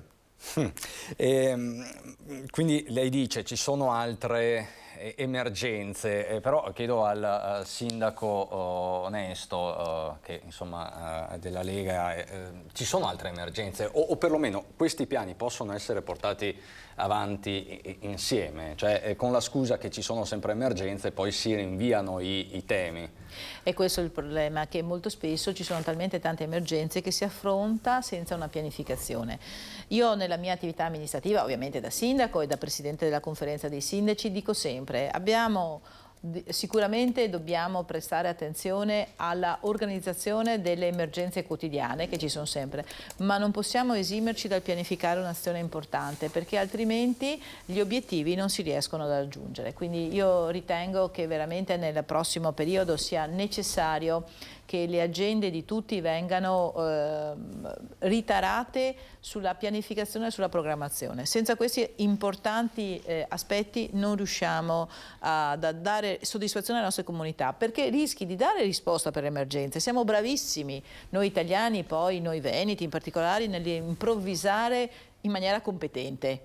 Noi improvvisiamo ma con competenza, però non basta, i tempi sono talmente complessi che bisogna assolutamente che pianifichiamo, e senza un'azione importante su questi importanti valori che sentiamo tutti, che condividiamo, non possiamo pensare di andare avanti. E sindaco, scusi, non è più sindaco, però insomma lo è stato per tanti anni, Henry Tomasi del Partito Democratico, condivide questa impostazione di Nesto, seppure dal fronte dell'opposizione? C'è il rischio che l'autonomia sfumi anche questa volta per il Veneto? Intanto saluto la sindaca in modo molto affettuoso, visto che ci conosciamo bene. Per me c'è il rischio perché alla fine fino a qualche mese fa si parlava di questo, si diceva sempre accelerando su questo tema e come al solito ce lo portiamo avanti per anni ma non riusciamo ad arrivare a un risultato concreto. Adesso è cambiato un po' lo schema politico a livello nazionale e ci si dice è normale che prima si devono risolvere altri problemi. Alla fine però il risultato è sempre lo stesso. Io ricordo molto bene, e sarà questo il problema per riuscire ad arrivare a un vero federalismo, ricordo molto bene quello che diceva il professore, perché ho studiato a Padova e c'era il professor Bertolissi, che è molto conosciuto a livello della Regione Veneto. E il professore cosa diceva sempre? Per arrivare a un federalismo bisogna arrivare comunque sia a un federalismo fiscale. E questo sarà veramente il nodo da sciogliere ed effettivamente sarà il grosso problema se si vuole arrivare a un federalismo, e in che modo si arriverà al federalismo non lo so, però il nodo principale sarà proprio quello da risolvere. E Griguolo? Io rilevo che sì, concordo con quanto stava dicendo adesso, nel senso che secondo me non si arriverà in questa legislatura probabilmente ad una legge sull'autonomia. Ricordo che il giorno in cui Mario Draghi ha fatto il suo discorso e dopo ha dato in seguito le dimissioni, quel giorno era calendarizzata al Senato proprio la legge quadro sulla montagna, una legge quadro voluta tramite, lo sappiamo tutti, i referendum voluti da alcune regioni del nord e che aspettano ormai da troppi anni delle risposte. L'autonomia è un qualcosa che ormai sembra essere ad appannaggio soltanto di alcune regioni, le quali vedono ovviamente vivono una sorta di privilegio, mentre le altre sentono di non poter dare risposte concrete ed immediate ai propri cittadini, proprio perché attraverso un federalismo, attraverso una sorta di autonomia anche in base alle esigenze dei vari territori, non riescono ad avere. Credo che non si possa andare sempre a legiferare o comunque ad andare verso, come dire, su delle tematiche, su dei provvedimenti con il pallino dell'emergenza. Avremo sempre delle emergenze, ci sarà sempre un qualcosa che imporrà al governo di mettere la testa e di sostanzialmente lasciare indietro altri problemi, ma è questo anche il compito del Parlamento, è il compito delle commissioni, è il compito degli organi anche all'interno del governo, che dovranno, secondo me, avere una pianificazione per portare avanti soprattutto l'autonomia, ma penso ad esempio anche alla legge sulla montagna che riguarda soprattutto la montagna appunto veneta, la provincia di Belluno, lo stanno chiedendo le categorie economiche, il mondo politico locale, assolutamente. Borgonovo, torno da lei. Chiaramente lei ha citato il tema dell'immigrazione, non potrebbe essere altrimenti. Prima abbiamo sentito la stessa Premier Meloni che parla di una Francia aggressiva. Sappiamo cosa è successo nelle ultime ore, questa tensione che sale tra Roma e Berlino. Le chiedo, la reazione di Parigi, della Francia, è stata davvero spropositata? Non è che è stata spropositata, è stata probabilmente calcolata, per interessi dei francesi, anche su altre partite che ci coinvolgono, per vedere fino a che punto noi siamo disposti a tenere botta, diciamola così, un po' con l'accetta. Però al di fuori della strategia che ci può essere dietro è stata una reazione intollerabile.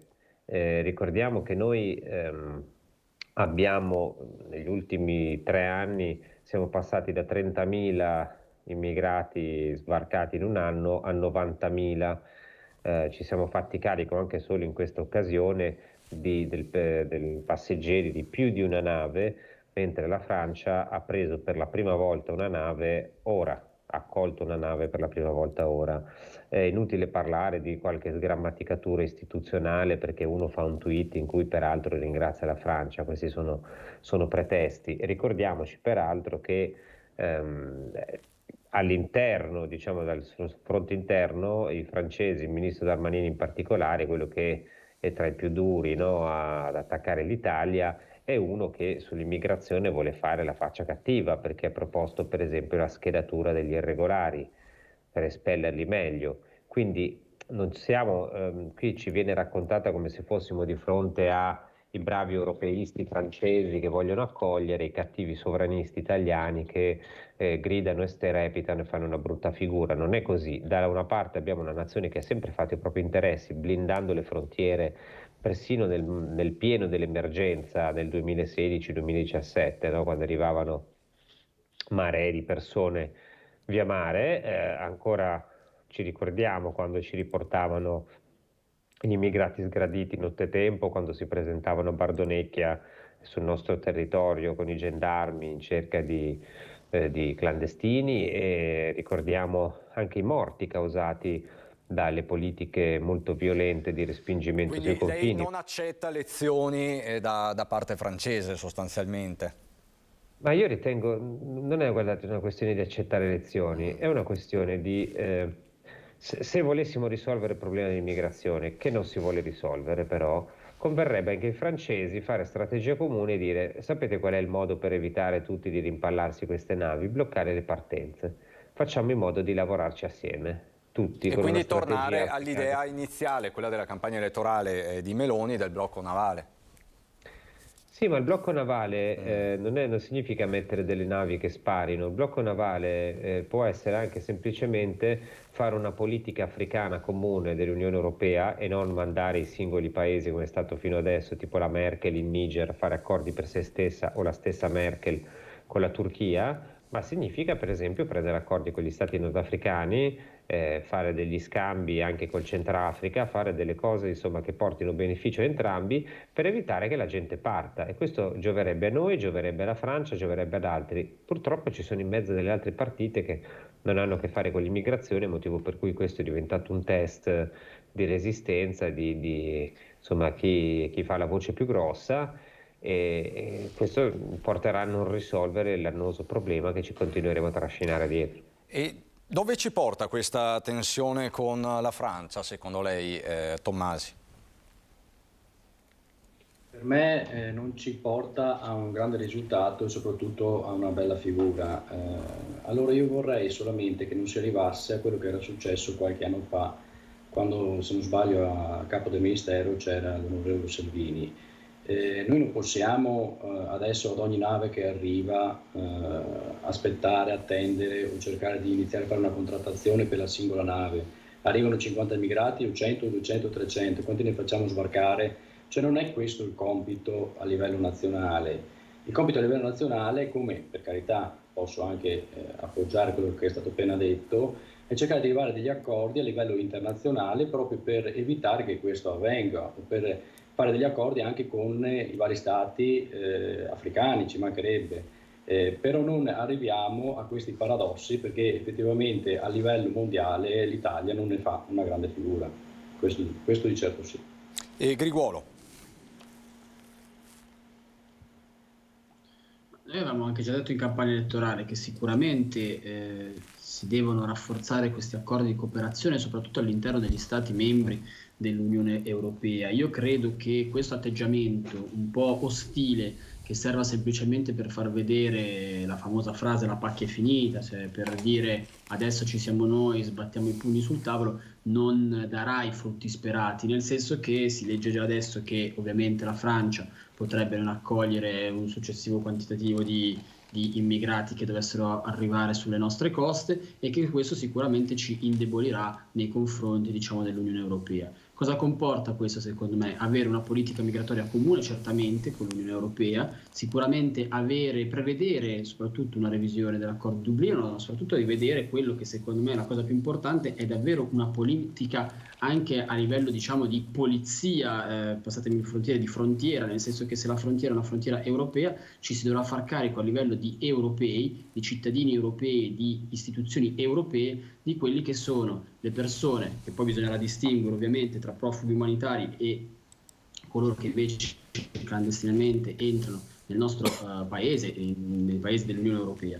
Ecco, noi avevamo anche previsto di istituire un Ministero dell'immigrazione, e questo per evitare soprattutto, e questo ci tengo a sottolinearlo, proprio per evitare che sul carico poi, non dimentichiamoci che sono persone quelle che arrivano nel nostro territorio, per far sì che poi alla fine il ministro di turno possa invece voler avere una sorta, diciamo, di personalismo, di protagonismo, e quindi come dire, superare, andare oltre quelle che sono le sue deleghe. Si sentiva l'altro giorno che su questa vicenda si è interessato il ministro dell'Interno, il ministro della Difesa, ma anche il ministro delle Infrastrutture. Ora, avere invece un ministero preposto con una delega ben chiara sulla gestione dell'immigrazione potrebbe innanzitutto far sì che si ragioni concretamente anche a livello europeo con questo, sicuramente che è un dato, che è un problema, ma poi anche per evitare degli strumentalismi che purtroppo alle volte siamo costretti ad assistere. Borgonovo, le faccio un'ultima domanda, so che è impegnatissimo, quindi poi la lascio. Il tema però, questo dell'immigrazione, è soggetto a strumentalizzazioni da parte di tutti sostanzialmente in questi giorni. Poi stiamo ragionando di numeri tutto sommato esigui. Diciamo che il grosso degli sbarchi c'è stato anche nel corso dei mesi estivi. Tradizionalmente i mesi di novembre e dicembre segnano sempre una diminuzione degli sbarchi. Quindi è un tema questo di bandiera o è un problema reale? Beh, se sono esigui i migranti presenti su queste navi, non si capisce perché la Francia faccia tutto questo casino per non prenderli, visto che noi ne abbiamo presi 90.000 in quest'anno, no? Se non è un problema, mi chiedo perché i francesi ce li rimandino indietro a calci nel sedere o bastonato, peggio, alla frontiera, o chiudano le frontiere. E mi domando per quale motivo, se sono così pochi, la Germania abbia preso i siriani che le facevano comodo quando c'era da trovare dei lavoratori a basso costo, poi abbia fatto spendere a tutti noi quasi 10 miliardi di euro per fare un accordo con la Turchia di Erdogan per bloccare i flussi che provenivano da quella parte. Vedete, sì, non è mai il primo problema dell'Italia, certo che il primo problema in questo momento per le famiglie sono le bollette, e io sono anche d'accordo che non ci si debba giocare, che la destra delle volte lo faccia per così, insomma, fare un po' assumere pose da gradassi, no? Facendo anche promesse che non può mantenere, ad esempio sui rimpatri. Però ricordiamoci una cosa: intanto tutte le popolazioni europee, comprese quelle che hanno dei governi di sinistra, vedi la Danimarca, sono contrarie all'immigrazione di massa tendenzialmente. La Danimarca nei giorni scorsi ha firmato un accordo con uno Stato africano in cui manderà sostanzialmente i migranti irregolari. È una cosa che se l'avesse fatta Salvini o l'avesse fatta la Meloni direbbero che deporta la gente come criminali nazisti. Io sono anche d'accordo, ripeto, quello che ho sentito prima sulla trattativa, sulla discussione, però signori, sono 10 o 15 anni che noi aspettiamo la trattativa e la discussione in sede europea. Il governo precedente col ministro Lamorgese ci aveva detto che con gli accordi di Malta sarebbe cambiato tutto, finalmente l'Europa ci avrebbe dato una mano, non è successo niente, anzi quegli accordi manco erano scritti. Per cui siamo in attesa delle redistribuzioni. La Francia dice non prendiamo, adesso notizia di pochi secondi fa, la Germania dice che invece parteciperà al meccanismo di solidarietà prendendo 3.500 persone, quindi sono spaccati anche fra di loro, è diventato un tema, insomma, di chi comanda in Europa. La Francia ha preso lo 0,04% dei migranti che le spettavano. Per cui ognuno fa quello che vuole e noi fino adesso, facendo la faccia buona, non abbiamo ottenuto niente. È sbagliato che ci vadano di mezzo i migranti, dopodiché però la responsabilità non è tutta dell'Italia, anzi quasi per niente, perché bisognerebbe chiedere, uno, quelle persone chi le mette su quelle barche, due, chi è che ha destabilizzato la Libia causando un aumento delle partenze e dei traffici, tre, chi è che ha sabotato l'opera persino di Minniti. Guardate che Minniti fu sabotato in gran parte dai francesi quando cercava di fermare i flussi. Quindi tutti questi indizi portano oltralpe, lei fa intendere? No, non solo oltralpe,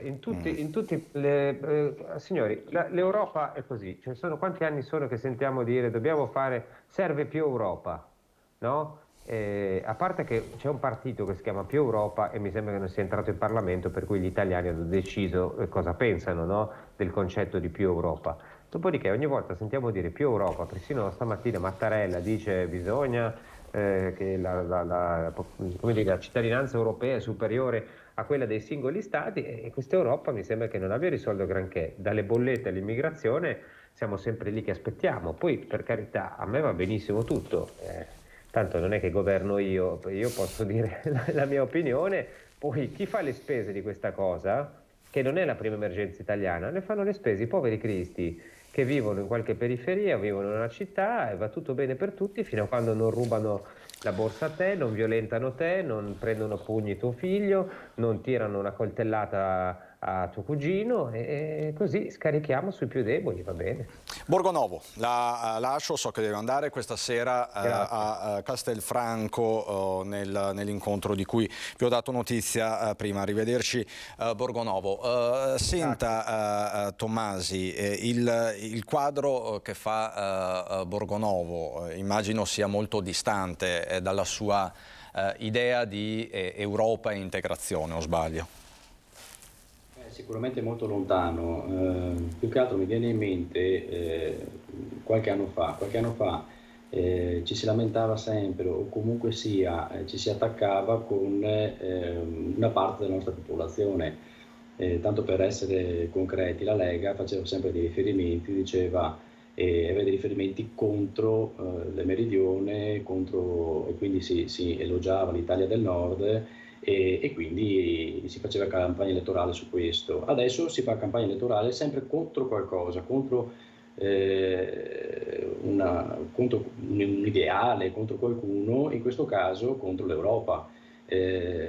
Si vuole cercare di dire che l'Europa non riesce a salvaguardare gli interessi nostri degli italiani e quindi dobbiamo in qualche modo andare contro al sistema europeo. Questo mi sembra il fulcro che molte volte si mette in discussione. L'importante è essere contro alla società così com'è adesso realizzata, e questo per me è la cosa che storce poi e che è conflittuale rispetto alla realtà. L'Italia deve comunque sia rimanere all'interno dell'Europa perché è fulcro, è fondamentale, ed è fondamentale non solo perché l'Italia è fondamentale per il sistema europeo, ma perché il sistema europeo è fondamentale per l'Italia. L'Italia da sola non potrebbe, soprattutto in questi anni, soprattutto nel sistema ormai mondiale, non potrebbe vivere da sola, insomma, vivere nel senso tecnico, diciamo.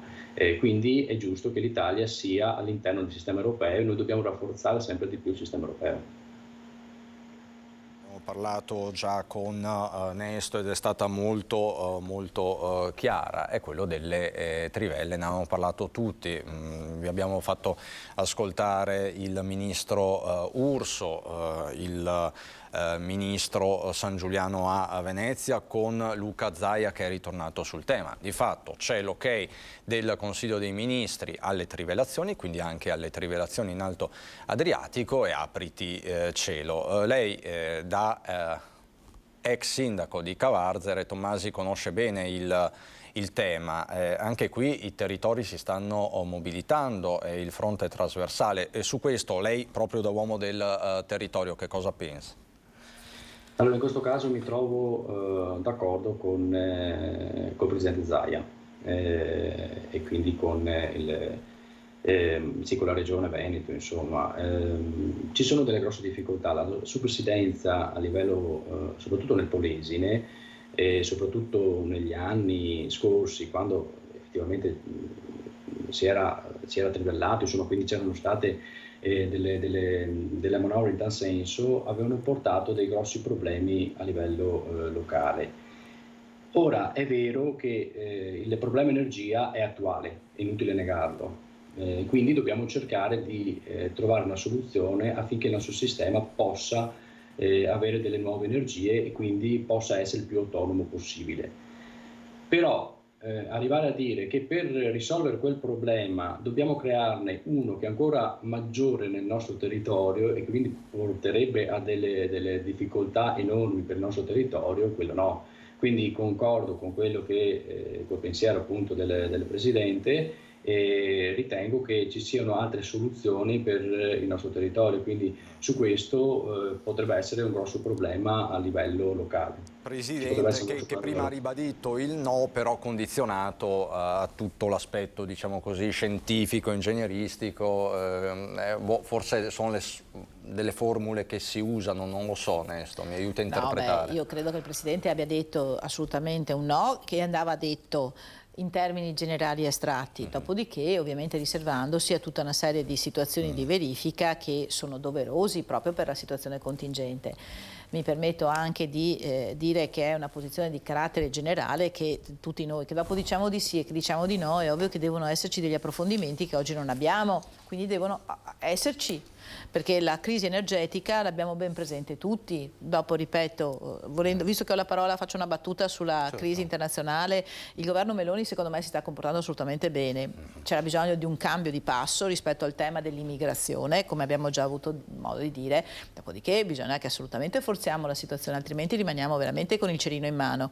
Ma rimangono i territori, non solo il governo, perché la difficoltà dei comuni dove approdano gli immigranti e poi dei comuni dove vengono paracadutati questi migranti è notevole, quindi non possiamo pensare che non ci sia una presa di posizione seria, e tutte le argomentazioni lasciano il tempo che trovano. È giusto che il governo adesso faccia anche delle forzature, perché altrimenti non arriveremo da nessuna parte, come è accaduto in questi ultimi anni. Quindi lei dice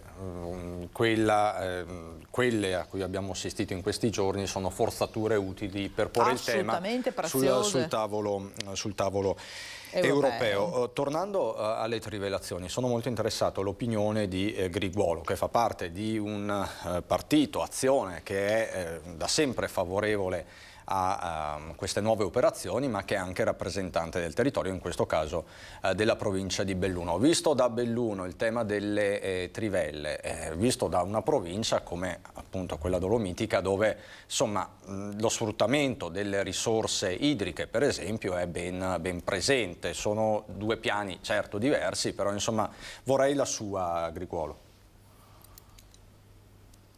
Sulle trivelle entrare in argomenti tecnici, concordo con l'esponente della Lega su questo punto. È certo che la crisi energetica sta bussando alle nostre porte da molto tempo e che quindi si debbano mettere in atto tutte quelle misure, ovviamente salvaguardando poi l'ambiente, salvaguardando i territori, che però possano permetterci di non battere i denti, di non stare al freddo in questi mesi. Nel territorio bellunese noi avevamo fatto subito una proposta, che era quella di almeno, ad esempio, far sì che, come succede ad esempio per quanto riguarda il territorio salentino, dove hanno appunto il TAP, che quindi il sindaco aveva fatto una proposta di fare uno sconto per coloro che vivono in quel territorio. La nostra proposta durante la campagna elettorale, e che abbiamo poi anche fatto e che abbiamo portato avanti, è stata quella di dire: perfetto, quello che viene prodotto attraverso le centrali idroelettriche sul territorio bellunese, sul territorio del montano, rimanga ai territori. E ci ricordiamo che tanti palaghiacci, tante strutture sportive sono state costrette a chiudere proprio per il caro energia. Allora si è detto: cerchiamo di salvaguardare i territori come? Con le risorse che il territorio mette a disposizione, e con quindi semplicemente non dando tramite extra profitti alle società di sostanzialmente ingrassarsi e di non rimettere in circolo quella ricchezza, e quindi rimettere in circolo la ricchezza prodotta tramite le risorse naturali di quel territorio a favore del territorio stesso. Allora vi faccio un ultimo giro di domande, poi vi libero perché la giornata è ancora lunga.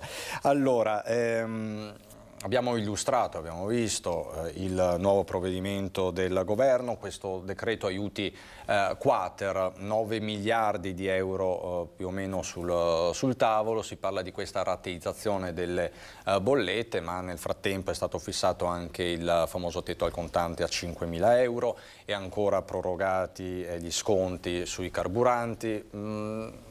È sufficiente tutto questo, secondo lei, Nesto? Ci sono tanti sindaci preoccupati in questo periodo perché anche i bilanci comunali non tornano. Secondo lei ci sarà bisogno di un nuovo intervento, un decreto aiuti quinques, sexies e quant'altro? Mi pare che sia già stato annunciato, no? Quindi questa è una situazione, d'altra parte il governo è in carica da talmente poco che non poteva far altro che delle misure, oserei dire, tra virgolette tampone, cioè per affrontare l'emergenza da risposte tempestive, e quindi questo va assolutamente apprezzato. Dopodiché ci aspettiamo delle manovre che alcune troveranno sicuramente risposta in una organizzazione e pianificazione puntuale nella legge di bilancio di fine anno, quindi sicuramente quella è la manovra importante che sarà fondamentale per anche capire bene alcune strategie, e quindi ci saranno poi delle manovre successive. Questo è assolutamente, mi pare che tra l'altro il Presidente Meloni l'abbia già anche annunciato sotto tanti punti di vista, non può dare risposte se non nel corso del tempo. 30 secondi, Tommasi. Sì, allora io non sono stato critico né con il governo precedente, perché per me aveva lavorato molto bene per cercare di risolvere questo problema, che sono problemi imminenti e per la popolazione. Non posso, sarei stupido, criticare il governo attuale, anche perché è iniziato il percorso. La mia speranza è che possa naturalmente lavorare bene nell'interesse dell'intera collettività nazionale, perché l'emergenza è un'emergenza molto importante che si va a sentire purtroppo nei prossimi mesi. Quindi speriamo che effettivamente si possano trovare delle soluzioni che siano adatte a risolvere, se non risolvere completamente, quantomeno ad aiutare il sistema nazionale. Quindi lei si vota alla massima fair play pur dal fronte dell'opposizione. Griguolo, 20-30 secondi anche per lei. Direi che è ovvio, nel senso che tutti stiamo, come dire, auspicando che il governo faccia, come dire, tutti noi remiamo perché il governo possa fare bene e che possa farlo nell'interesse del paese. Nessuno farà un'opposizione pregiudizievole, l'abbiamo già dichiarato, e questo credo che sia un fronte comune da parte di tutte le forze politiche, ecco. Allora, io vi ringrazio, grazie Griguolo, grazie Henry Tommasi, Partito Democratico, grazie Sindaco, grazie. Doppiamente il Sindaco Nesto, perché è qui fisicamente già da 2 ore, quindi insomma sono sempre dei sequestri questi, adesso la rilascio, quindi io la ringrazio davvero. Grazie. Noi adesso facciamo qualche istante di pubblicità, prima il meteo, stavolta per davvero, e poi andiamo sull'altopiano di Asiago. A fra poco.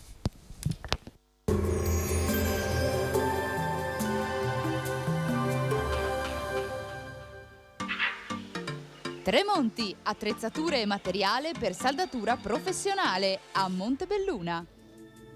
Previsioni del tempo per venerdì 11 novembre. Sul Veneto sarà asciutto e stabile, ampio soleggiamento su tutti i settori con cielo sereno o poco nuvoloso. Non sono previste precipitazioni. Temperature minime in calo sui 6-11 gradi, massime intorno ai 15-18 gradi. Sul Friuli Venezia Giulia bel tempo senza piogge. Prevarrà il sole, cielo sereno o velato, temperature minime tra i 7 e 11 gradi, massime intorno ai 16-18 gradi. Sul Trentino Alto Adige bella giornata ampiamente soleggiata, possibili locali addensamenti ma senza conseguenze, temperature minime comprese tra 3 e 6 gradi, massime sui 16-18 gradi. Dal meteo è tutto, arrivederci.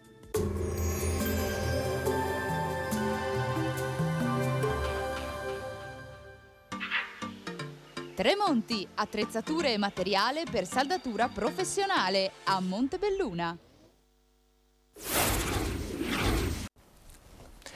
Di nuovo in onda per andare sull'altopiano di Asiago, dove per noi c'è la nostra Sharon Di Carlo, che ci parla di una mostra davvero importante che coniuga storia, cultura, ma anche attualità. Buongiorno Sharon. Buongiorno Christian, buongiorno a tutti i telespettatori di Antenna 3. Siamo qui ad Asiago, al Palazzo del Turismo, al Palazzo Mille Pini, perché siamo ospiti dell'evento conclusivo del programma Dalla Grande Guerra alla Tempesta Vaia. 2 grandi eventi, questi che hanno, come racconta il titolo, cambiato profondamente, radicalmente l'identità del nostro territorio. Erano i 100 anni dalla fine della Grande Guerra, quando nell'ottobre del 2018 Vaia distrusse il nostro territorio, raffiche di vento che con la potenza di un uragano hanno distrutto, hanno abbattuto decine di migliaia di alberi, sfregiando anche tanti luoghi simbolo della memoria collettiva. E questo progetto, nato dalla volontà della Regione Veneto e dalla Presidenza del Consiglio dei Ministri, vuole dare una nuova identità a questi luoghi. Adesso siamo in presenza, buongiorno, della dottoressa Bressani. Buongiorno dottoressa, intanto ci racconti del ricordo che ha di lei di quell'ottobre del 2018. Io ho un ricordo ancora piuttosto vivo, perché è stato evidentemente un evento molto impattante, anche se non l'ho vissuto direttamente, però insomma, l'emozione resa anche dai mezzi di comunicazione, poi dai racconti, dopo si sentiva la gente, insomma si vedevano le grandi difficoltà in cui il nostro territorio si è trovato, montano e poi non solo montano, non dimentichiamo anche questo. Quindi il ricordo è vivo e è dei giorni in cui noi stavamo lavorando per chiudere le celebrazioni della fine della Prima Guerra Mondiale, no? Che sarebbero stati il 3 novembre del 2018, quindi qualche giorno dopo. E quindi è stata immediata la connessione fra i 2 temi. Questa cosa è stata accolta anche dalla Presidenza del Consiglio dei Ministri, in particolare dalla struttura di missione che si occupa degli anniversari di interesse nazionale, che stava lavorando anche lei con noi al centenario della Grande Guerra, e quindi da lì è nata l'idea di elaborare un progetto che connettesse questi 2 eventi che per una fatalità si sono verificati uno a 100 anni dell'altro, 2 eventi così importanti per l'impatto che hanno avuto sul territorio. Raccontiamo ora questo programma, 21 progetti. Sì, 21 progetti frutto di una selezione attuata tramite un bando. Erano di più i soggetti che hanno partecipato, abbiamo potuto selezionare i migliori da sostenere con le risorse che avevamo a disposizione, e sono progetti che rappresentano variamente il mondo della produzione culturale veneta, perché sono progetti elaborati o da comuni che magari avevano l'intenzione di realizzare, come è stato, interventi sui loro territori, percorsi, ad esempio qui sull'altopiano di Asiago questa è stata una delle realizzazioni, percorsi arricchiti ovviamente da informazioni per chi li percorre, per l'appunto sugli eventi che sono accaduti.